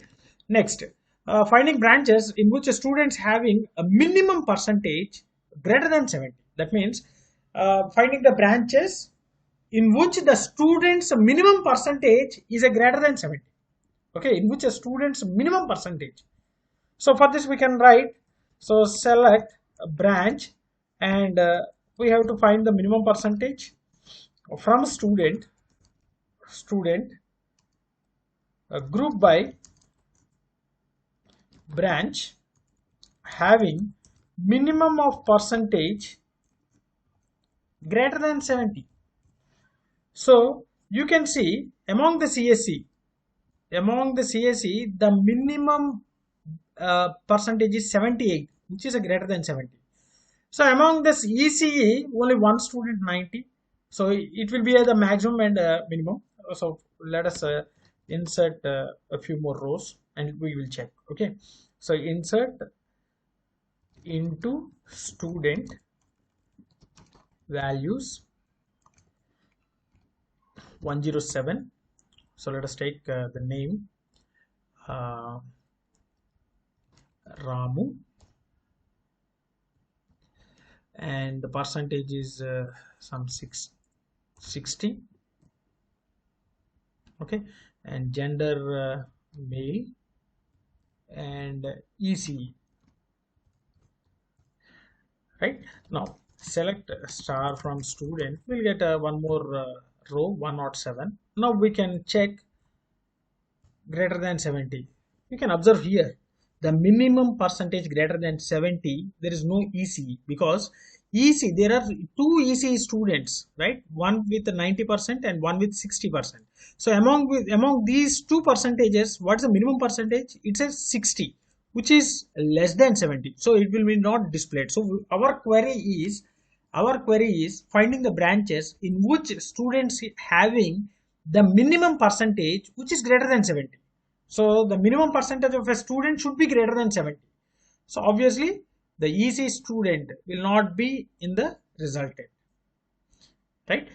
So hope you understood this one. Similarly, the last one, finding branches in which student having a maximum percentage is greater than 90. So among this one,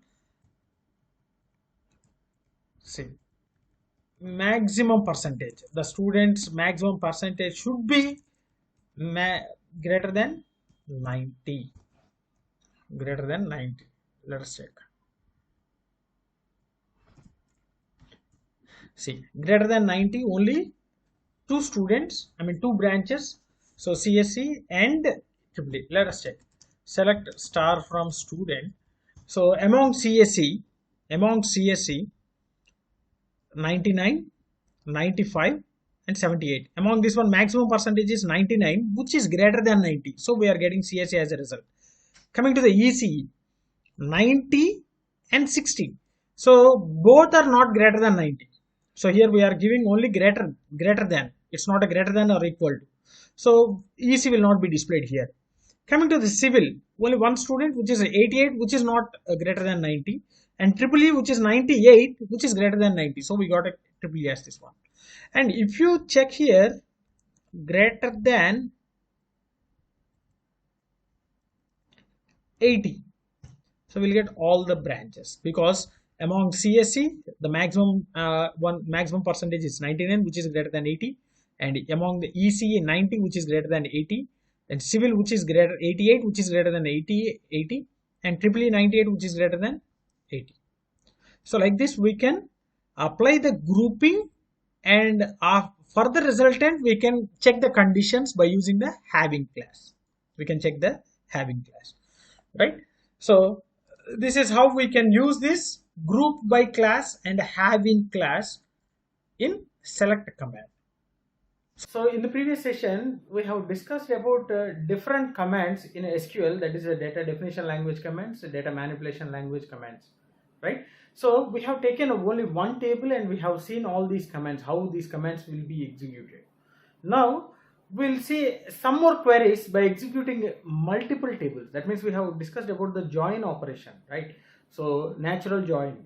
So we'll see the queries related to multiple tables. So how we can get the data from multiple tables by using this join operation. And also in the previous session we have seen, in order to relate two different relations, we have to use a concept called a foreign key. So an attribute which is the primary key of one table will be acting as a foreign key in another table. So we'll see those type of queries, right? So how we can relate one table with another table by creating the foreign key, and how we can get the details from the multiple tables, right? So for this I would like to take an example of sailors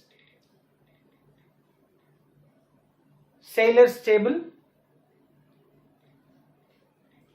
boat table, reserves table. So usually most of the examples you will be seeing these tables, right? So we'll also see the queries related to these tables: sailors table, boat table, reserve table.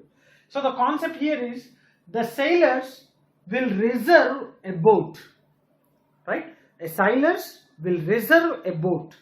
So that concept is represented in three different tables. So in this sailors table, what are the attributes? So one is a sailor ID, next sailor name.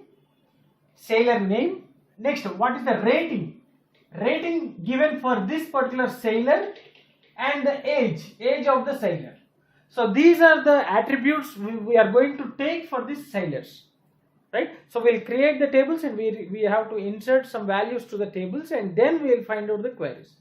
And coming to the boat table, the boat ID is one attribute, boat name, and color of the boat, okay? And reserves table, coming to the reserves table, so we have to relate these things. So we'll have SID, boat ID, and the next one is reserve date. So the day which we have reserved, the sailor reserved that particular boat, right? So here we can say SID and BID, both are a primary key. Here in this reserves one, SID and BID both comes under the primary key. So here it is a primary key and here it is a primary key. And in this reserves table, we are going to take SID and boat ID as a primary key, as well as these are the foreign keys. So just now we have discussed what is a foreign key. So the foreign key is an attribute which is a primary key in another attribute. So here you can see primary key, SID is a primary key of sailors and BID is a primary key of boat. So these two attributes will come under foreign key in this reserves, right? So this is the concept, and in our further sessions we are going to discuss about the queries related to these tables. So in this session I would like to use the two commands. One is create and insert.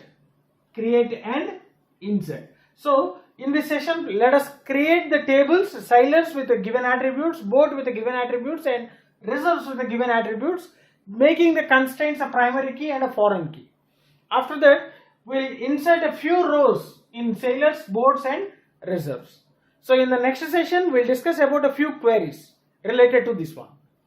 Right? So let's move on to the MySQL. So that let us create the table for all these three things, and also we'll insert some data for all these three tables. So let's move on to the MySQL. Hello friends. So just now we have seen the tables and the attributes that we are supposed to create. So first let us create and then we'll insert the data. So I'm entering into the MySQL command line interface. So I'll go with the CLS. So we have already created one database called a YouTube. So we just enter into this YouTube, and now we are supposed to create a table in this particular database. The first table is a sailors. So the syntax is create table, table name, sailors. So and here we need to give the attributes. First one is a SID, which is of an integer, comma. The second one is a SName, which is of a varchar with a 30 characters, comma, and the rating. So rating will also be taken as an integer, comma, and age can also be taken as an integer, right? And primary key, we have to set the primary key. The primary key will be SID. So you can observe query okay, 0 rows affected. That means the sailors table has been created. So you can observe here show tables. So in that there is a sailors table. Now let us create a boats table. So create table name. Table name is boats. The first attribute is boat ID, which is of integer, comma, boat name, which is of varchar with the 20 characters, and the third one color with a data type varchar. This also we can take at 20. So these three, and here we can consider the primary key as boat ID. Boat ID, right? So the table boats is also being created. So you can see show tables boats, right? Now we have to create a reserves table where the foreign key will be the SID and BID. So create table reserves. The first one SID of integer, comma, BID of integer, comma, day, reserved day, right, as date data type. Then primary key is SID, comma, BID. So both will be considered as a primary key. Next, foreign key. The foreign key of SID, which is a references to sailors of SID. So SID is a primary key of sailors table. So we have to write like this, comma, again foreign key of boat ID, which references boats of boat ID. So just execute this one. So 0 is affected. So you can observe show tables. Now we are having the three tables: boats, reserves and sailors. Boats, reserves and sailors. Now we are supposed to insert the values. We are supposed to insert the values. So first let us insert the values into sailors. So the command insert. So let us clear the screen. System CLS, right? So insert into sailors values. So give the values. 101 is a sailor ID.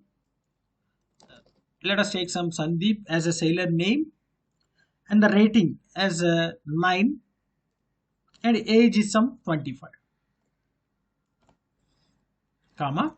Go with the second attribute, second values 102 with Saradhi, rating with 10 and age with 27.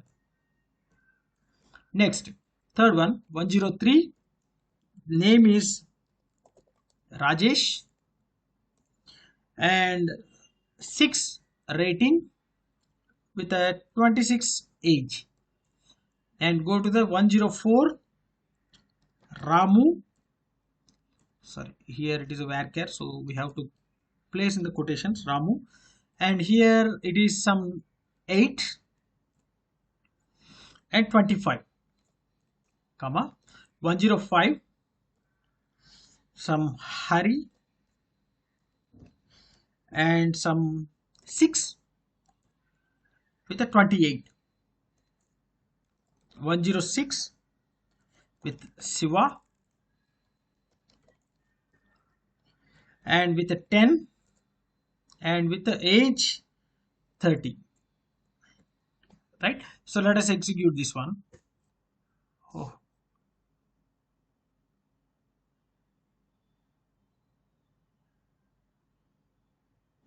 Okay, so let us once again take it this one into sailors values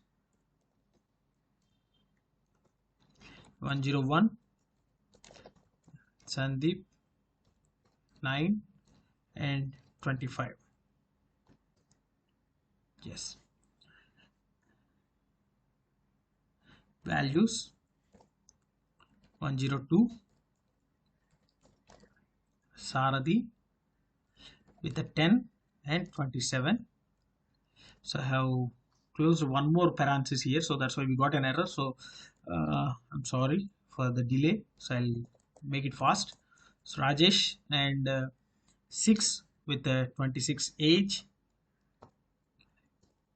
104 with Ramu and 8 and 25, comma.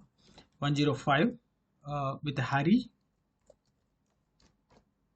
and 6 comma 28. So let us stop here. So queries, right? Now you can observe, select star from sailors. So we got some 5 tables, that means a 5 sailors name. Now let us go with the boats. Insert the value for boats, right? So insert into table name values. So give the name boat ID, that's a 1, and boat name boat 1, and the color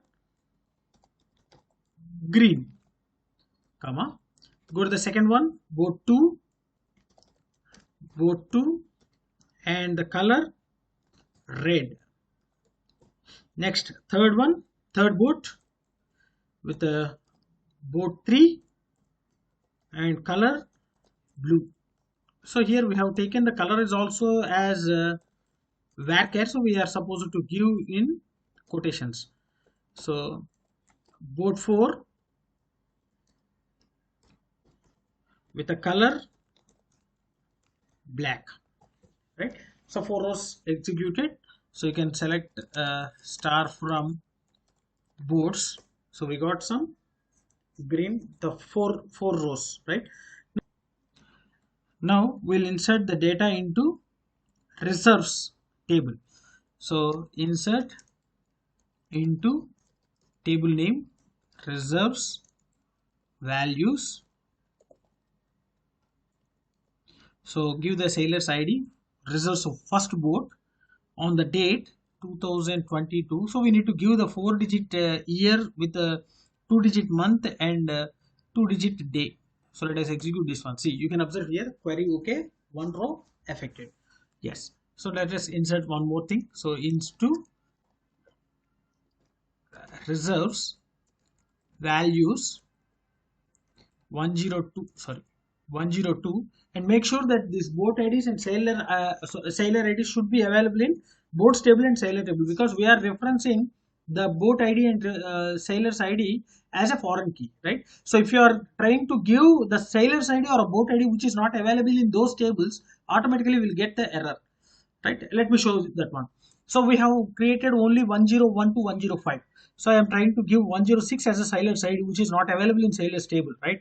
So here I will give some results. The second boat 2022 1 and 10 or 1, right? So if you execute, we'll get a error, cannot add or update a child row, a foreign key constraint fails, because this 106 is not available in the sailor's ID, and here 106 is the foreign key, right, which referencing the sailor's ID from the sailor's table. So in the sailor's table we are not having this 106, so that's why we got an error. Otherwise, see, so we need to give the values which are available in sailor's ID and boat ID. So 102 and reserves the first boat on the date 2022, some 02 and 12, right? I'm giving some random dates. So one more value has been inserted, row has been inserted, 103, and give the fourth boat and give the 2022 and 7 and 11. So one more row has been inserted. So 104 reserves the third boat, and on the date 2021 02 21. So randomly I'm giving the dates. So once again I'll give the fifth insertion, so 105, and let us take it as a 2 second boat with the 2022 04 and 25. So this will only be accepted. So because so we have given the ID, right, this one sailor's ID and the boat ID as a primary keys. So let us try to insert one more row, reserves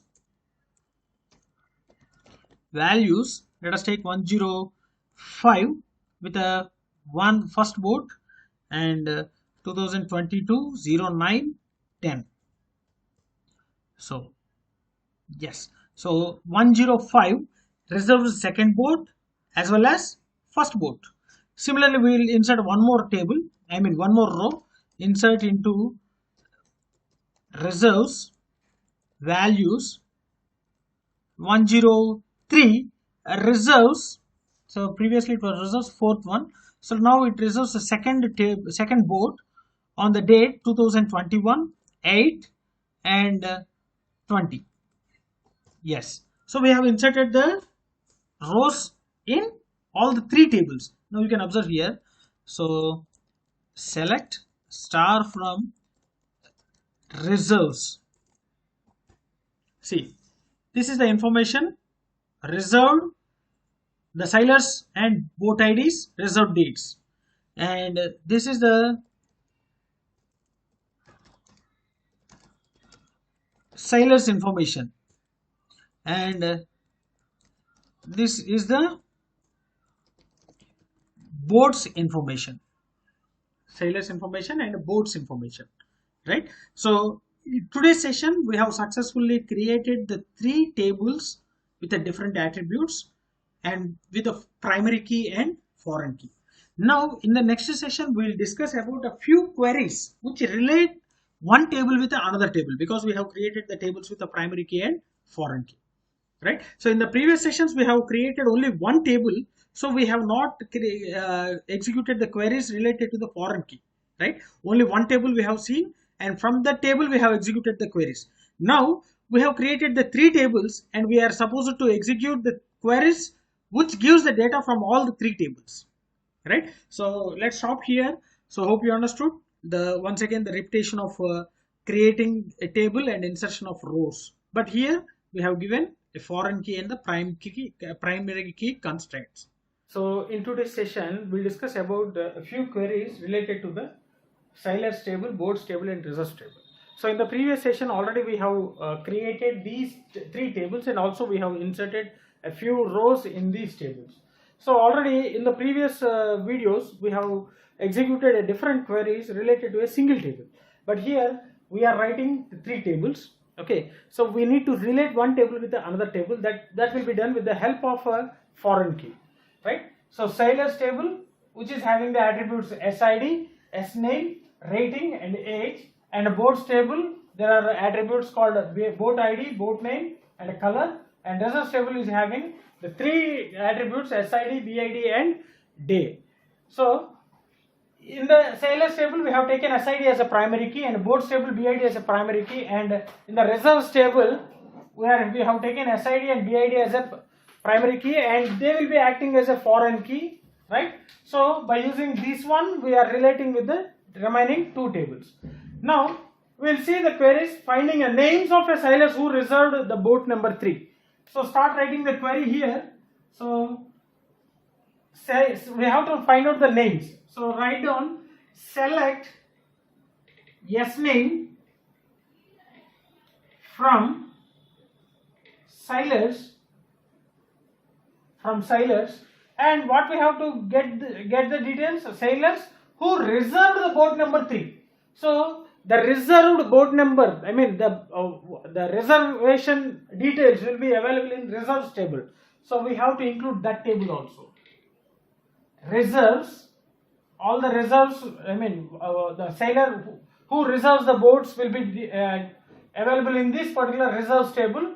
So we have to include that one. So select S name from sailors comma reserves, where we need to relate two tables. We need to relate these two tables. So that two tables will be related with the common attribute. What is the common attribute among these two tables?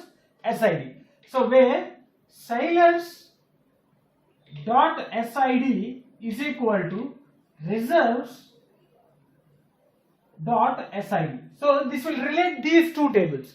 But what we have to get, who reserved the boat number 3.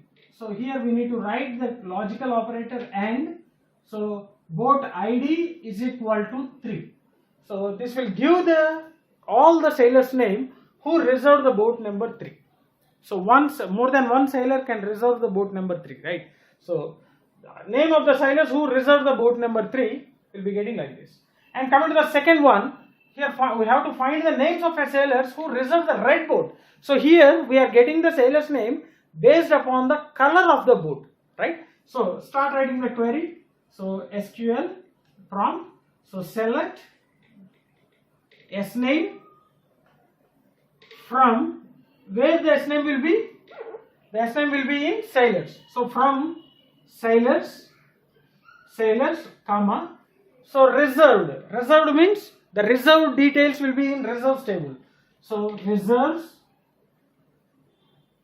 and also you can observe we need to get the details who reserved the red boat. Red means the color of the boat. So the color of the boat will not be available in reserves. The color will be available in boats. So we have to include this name also.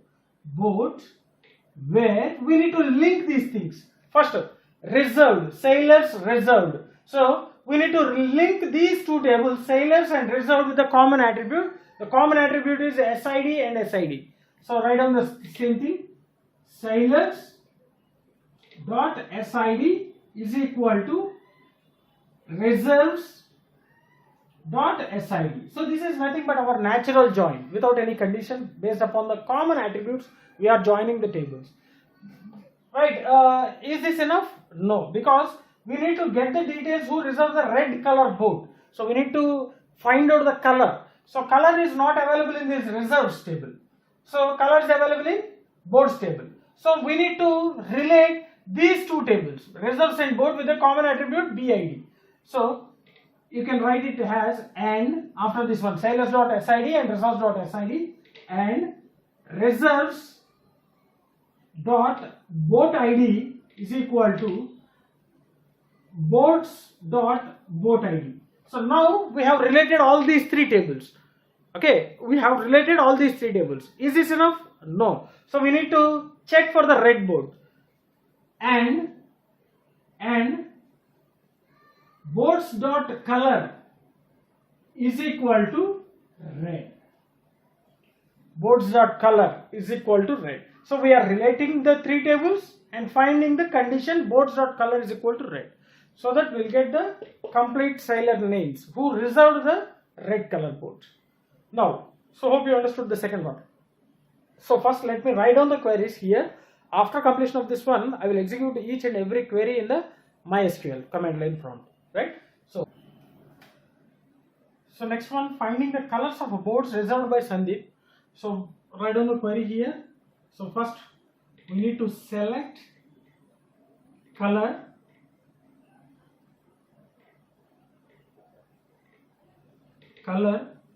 from the color is available in boards, from boards.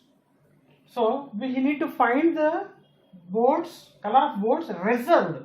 So reserved means reserves table. So we need to include that one, reserves, comma, and here we have to search based upon the name, okay, given name. So this name is available in sailors. So you can observe sailors. So we need to include that one also, sailors. And now start relate one table with another table. So where class, now relate one table with another table first. So the boat ID, the boats table is related to reserves. So boats dot boat ID is equal to reserves dot boat ID, and this is not enough because we are searching the details of boat with respect to the name. Name is in sailors, so we need to relate the reserves with the sailors with a common attribute, that is SID. So here we are relating one table with another table with respect to the common attribute. Here the common attribute between sailors and reserves is SID. So sailors dot, here I write reserves dot SID is equal to sailors dot SID. So is this enough? No. So we need to search with respect to the name. So and sailors dot name is equal to, give the name, so which we need to compare, right? So name. So this is the query to execute, to get the colors of boats who reserved the reserves by the given name, okay. And the last one, finding the names of the sailors who have at least one boat, So that means simply relate all these three things so that we'll get the details of sailors who reserves at least one boat, right? So here the query will be SQL. So select, we need to get the names. So SName, from SName will be in sailors. First write down the sailors. So who have at least one boat, the reserved will be in reserves table.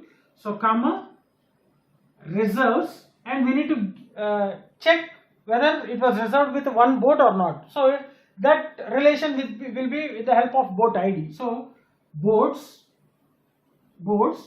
where relate each terms, like sailors dot SID is equal to reserves dot SID, and relate the reserves table with the boats table. Reserves dot boat ID is equal to boats dot boat ID. So this will give the complete details of a sailors who reserved at least one boat, right? So this is the query we need to execute this one. So here we are relating one table with another table with the help of a common attributes that we call it as a natural join, right? So this is how we need to write the queries. Now I will implement the same queries in the MySQL. I will explain you by executing these queries in MySQL. So let's move on to the MySQL command line. Hello friends. So just now we have seen the queries, some queries related to the sailors, reserves and the boats table. Now I will show you the execution of those queries.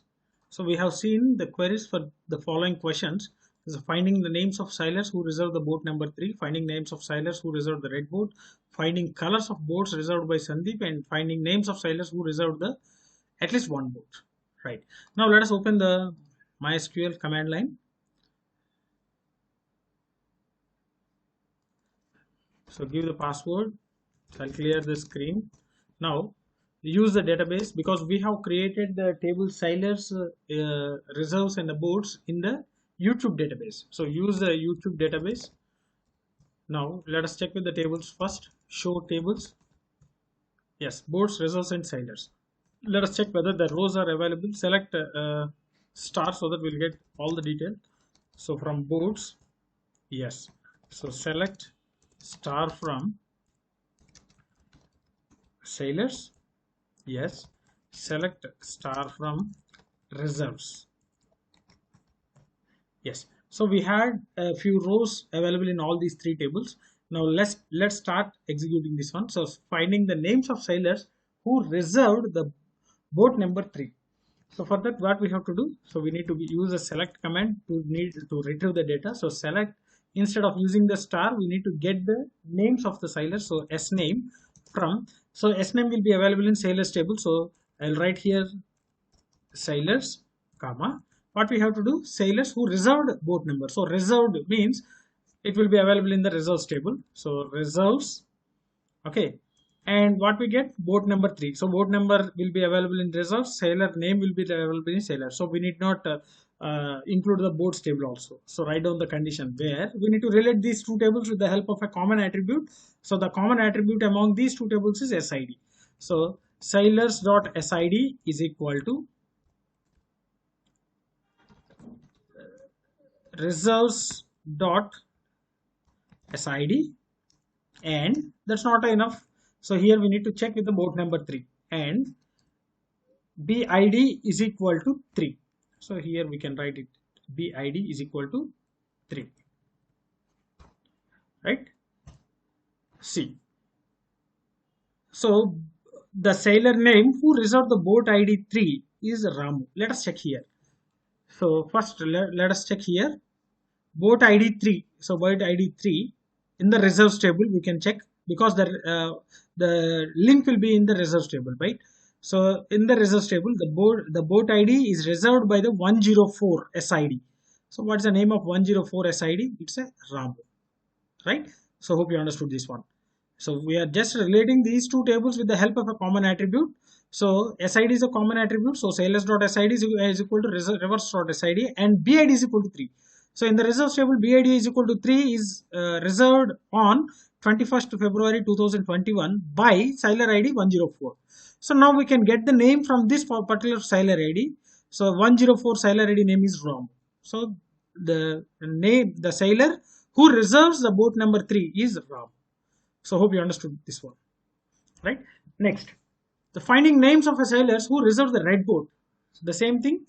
So select S name from sailors, and here we need to get the reserves, who reserves the red boat. So also include the reserves, comma, and here we are checking with the help of a color. So color will be in the board, so we need to include this boards also, boards, where link the thing with the common attributes. So sailors dot SID is equal to reserves dot SID, and also we need to relate the reserves table with the boards table. So reserves dot BID is equal to boards dot BID, and see, boards dot color is equal to red. See, we got two names who reserves the red color boards. Okay, let us check whether it is right or wrong.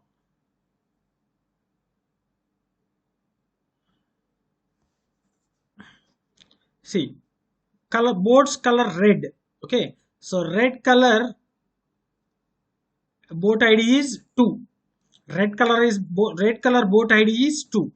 So we need to find the sailors who reserve the second boat. So 103 and 105. So we need to get the names of 103 and 105, because both have reserved the same number boat, which is of red color. So 103 and 105. So we can get 103 as Rajesh and 105 as Hari. So we got the result as Rajesh and Hari. So once again I'm saying, so we need to get the color red, who reserves the color red. So the red color boat ID is 2. Okay, red color boat ID is 2. Now we need to find in the reserves table which sailors have reserved this boat 2.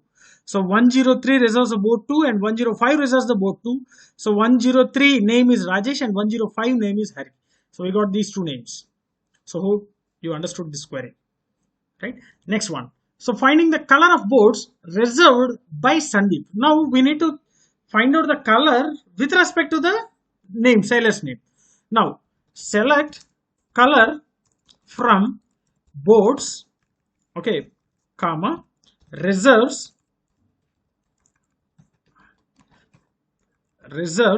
comma, sailors, because we are having all the three things. Okay, color is in boats, reserves, that means a relation will be in reserves, and name will be in the sailors.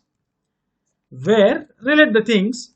So boats dot bid is equal to reserves dot bid and reserves dot sid is equal to sailors dot sid and sailors dot sname. So we need to check this one. Sname is equal to Sundeep. So there is a green color boat. So the sailor Sundeep have reserved green color boat. Let us check. So go to the Sundeep. So Sundeep SID is 101. So let us check 101 boat. Which boat ID reserved by the 101? So 1. So 1 means boat 1 is in color green. Hope you understood. See. So we need to check the color of boats who reserved by the name Sundeep. First go to the sailor's name Sundeep. Sundeep is the name of a sailor who is having the SID 101. Now go to the reserves table and find out the corresponding boat ID of 101. So 101 reserves of boat ID 1. So go to the boat table, boat ID 1 is having the color green. So we got the green color. So hope you understood this one. Right? Yes. So next, the last one, the finding names of sailors who have reserved at least one boat. Finding names of sailors who have reserved at least one boat. So simply we can relate the tables so that we'll get the details. So select, so what we have to get, names. S name from sailors. So relation reserves boats where sailors.sid is equal to reserves.sid and reserves.bid is equal to boats.bid. So simply we'll get all the details of a sailors who reserved at least one boat. Now you can observe Sundeep 1, 2, 3, 4, 5, 6 and 7 are there.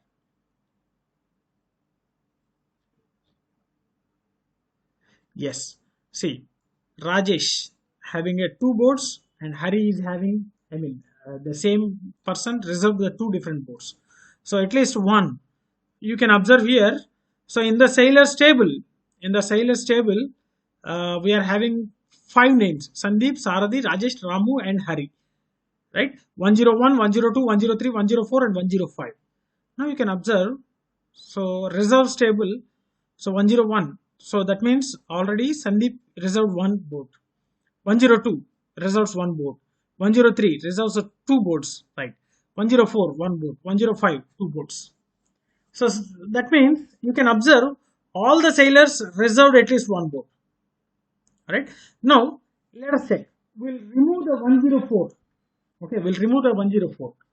So delete from reserves where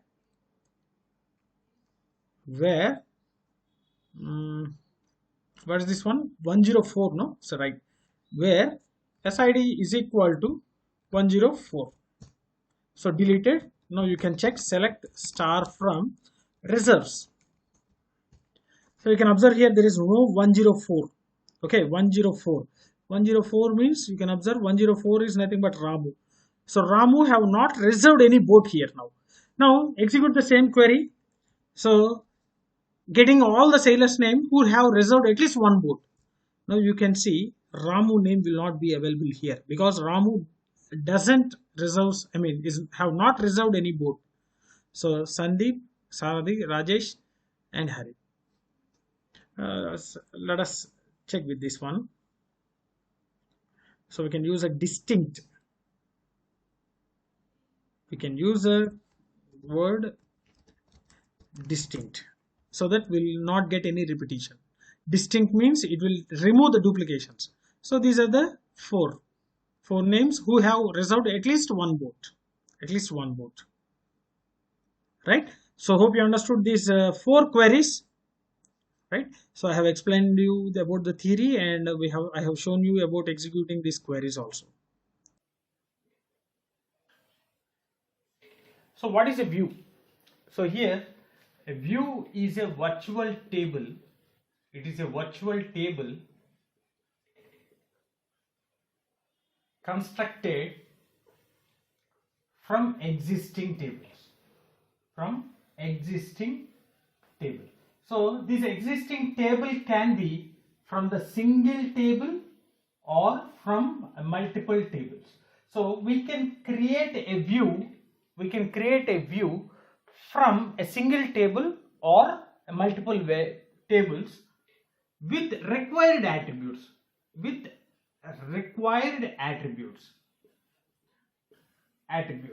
That means it doesn't mean all the attributes should be there, right? So we can create a view with the required attributes from a single table or a multiple tables, right?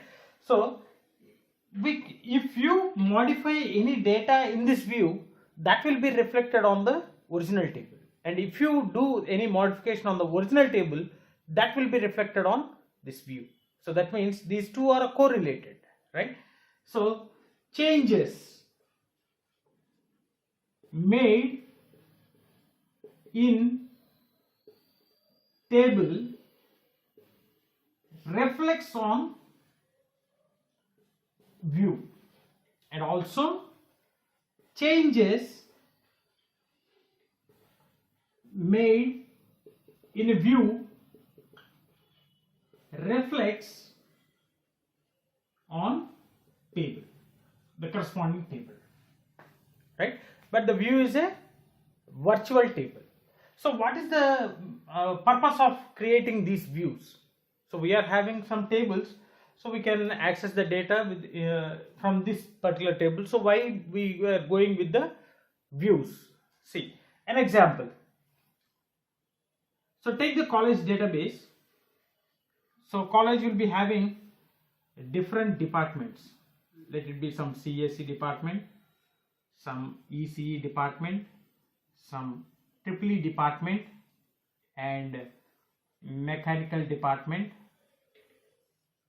civil department, right? So there will be student details which will be maintained by the college as well as in the CSE, right? So this database will be having all the details of all the branches, okay? All the branches details, all the students details will be maintained in the main database called a college database.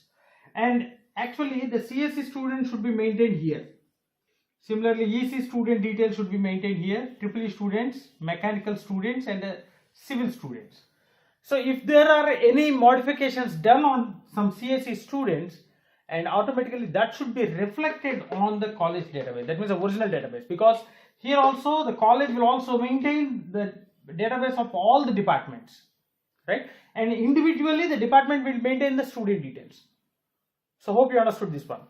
So if you maintain two different tables, one is for college, one is for CSE, and one is for EC, one is for EEE, mechanical and civil, there are different tables, right? So college table, CSE table, ECE table, and so on. So if all these are the individual tables, if you made any change in this CSE table, that should be reflected on the college. That cannot be done automatically. So we need to update the CSE student details in the college database also. That means we are doing the same work multiple times. So instead of doing that, we'll create a database for college and we'll create a view for CSE, view for ECE, view for triple E, and a view for mechanical, and a view for civil. So that these are the virtual tables distributed to each and every department, so that if there are any changes made in this particular department, that will automatically reflect on the main table. So this is the main advantage and the purpose why we are creating these views. So that's why we are extracting some portion of data and representing that portion in a table. So that is called a view. So that's why view is a virtual table constructed from existing table, that may be either or single or a multiple with the required attributes. So it doesn't mean that we have to get all the attributes, right?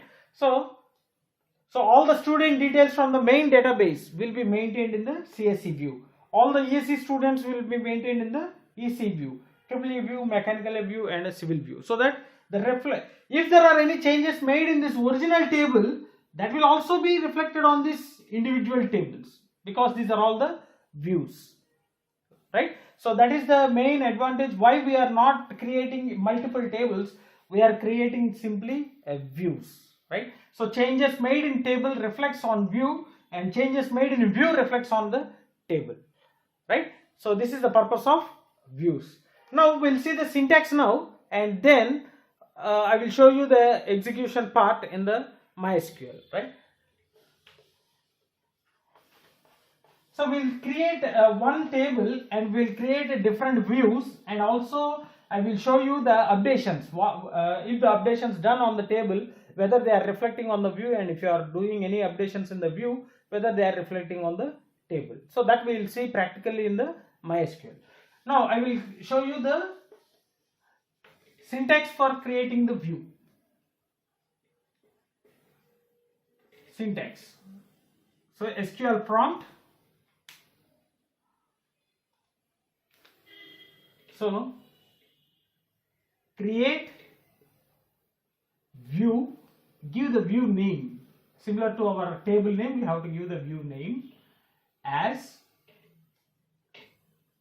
write down the query here, select column name 1, comma, column name 2, etc. from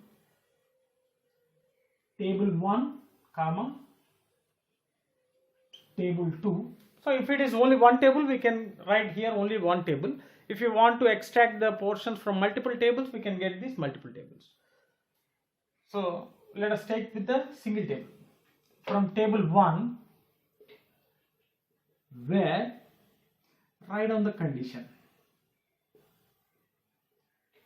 So this is the syntax to create a view from a single table. So if you go with the multiple tables, so use the same syntax. Create view, view name as select column name 1, column name 2, etc. from table 1, comma, table 2, etc. where, so give the join operation, right? So table 1 dot column name 1 is equal to table 2 dot column name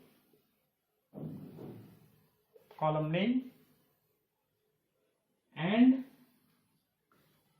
condition. So whatever the condition we have to write, that condition should be written here. So this is for creating a view of from the single table, and this is the syntax to create a view from multiple tables, right? So now let me stop here. So let us move on to the MySQL. I will execute each and every query, and I will explain you everything, right? So let's move on to the MySQL. Hello friends. So just now we have seen the syntax and complete introduction about the views in DBMS. Now let me explain you by executing these views in MySQL. So let me open the MySQL command line. So I'm getting the password So yes, so we are creating the tables in a one database called a YouTube. So let me go to YouTube. So now we are in YouTube database. So let me check for the tables. So here we are having a different tables, and here you can see there is a table called student, right? So select star from student. So here we are having total 7 students with the different branches. So CSE, ECE, civil, right? Now let us create a view for individual departments. Okay, so because so if individual departments maintain the different tables, if one student details has been changed, that should be reflected in all the tables, right? So in order to avoid that thing, so we are creating a view for this particular master table to with the required attributes, right? So let me create individual tables for individual groups, right? So that means creating a view.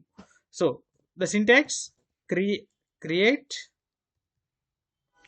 view, view name, let us take it as a CSC underscore students as give the query. So select star from student where branch is equal to CSE. So query okay, 0 rows affected. Now let us check with the tables. So show tables. Here you got the name CSC underscore student. Now select a star from CSC underscore students. See, there are 3 students in the CSC department. So let us check whether there are only 3 or more than 3. See, so there are 3, 1, 2, and 3. 3 students.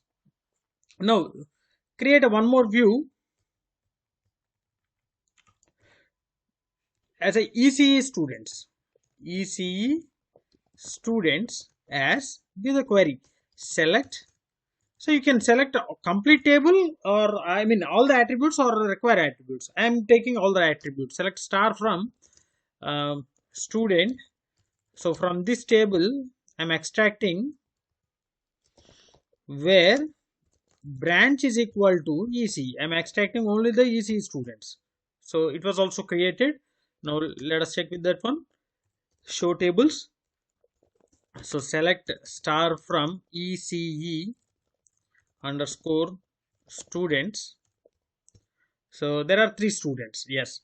Let us check with the EC civil also. Okay. Let us create a civil also. Create a view as view name. So civil students as select star from student where branch is equal to civil.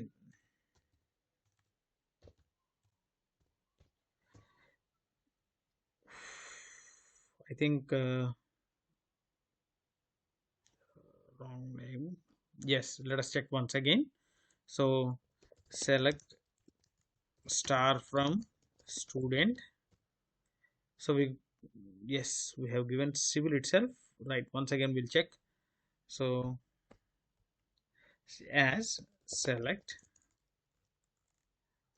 star from student where branch is equal to civil. Once again I'm getting the error.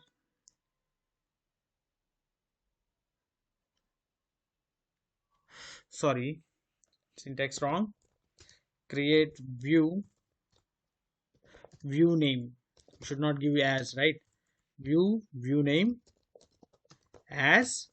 Here we need to give the query. Select a star from student where branch is equal to civil, right? Now we'll get yes. So you can observe show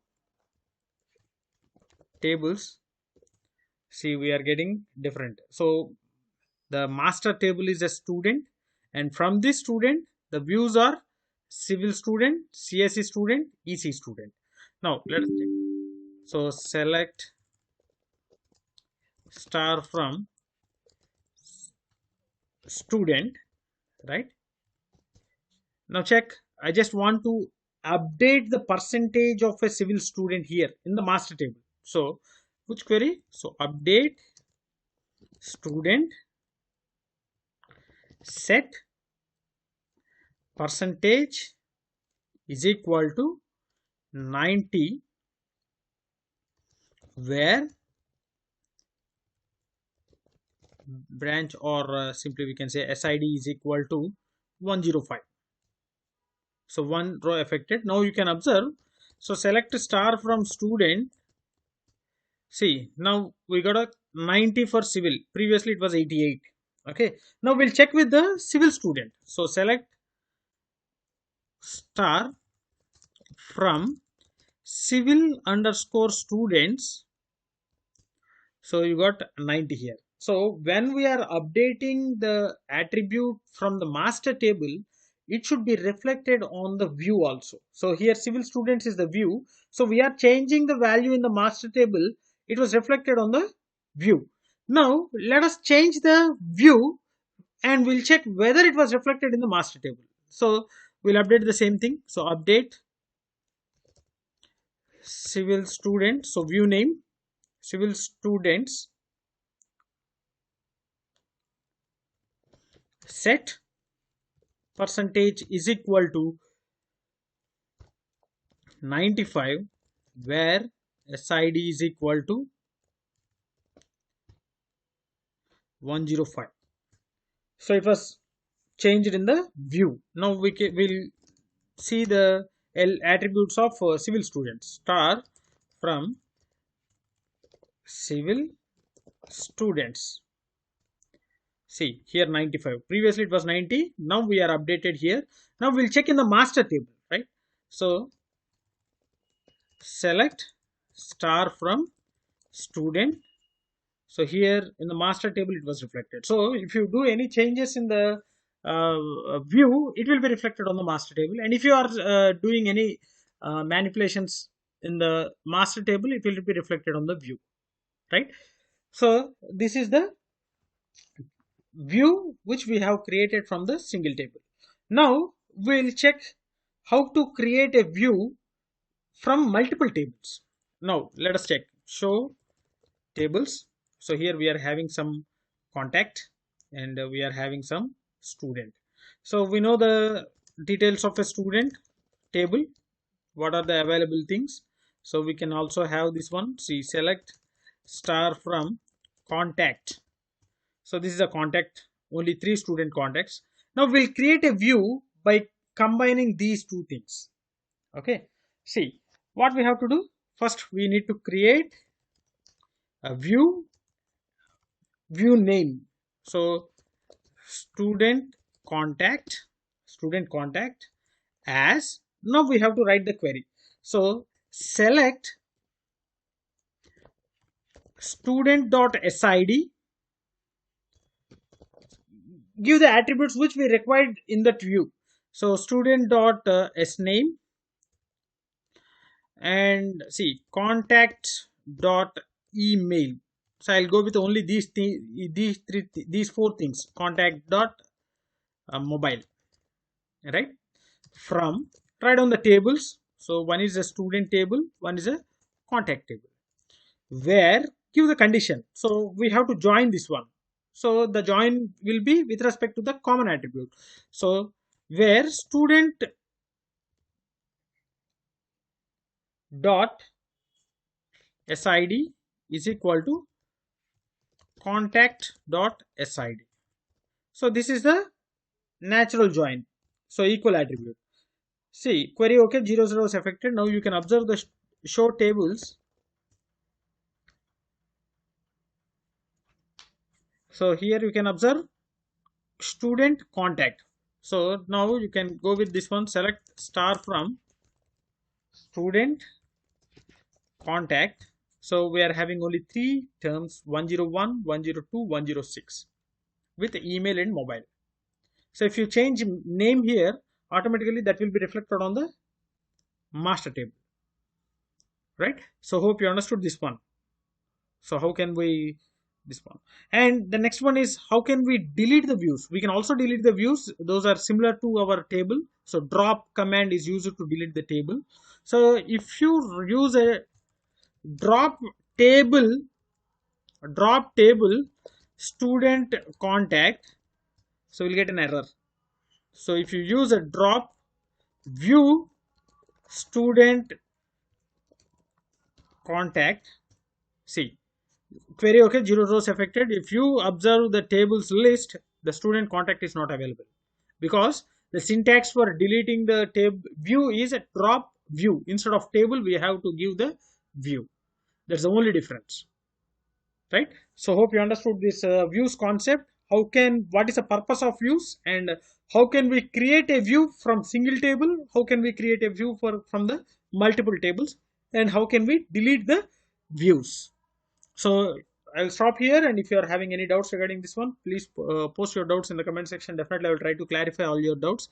And if you really enjoyed my session, like my session, share my session with your friends, and don't forget to subscribe to our channel. Thanks for watching. Thank you very much.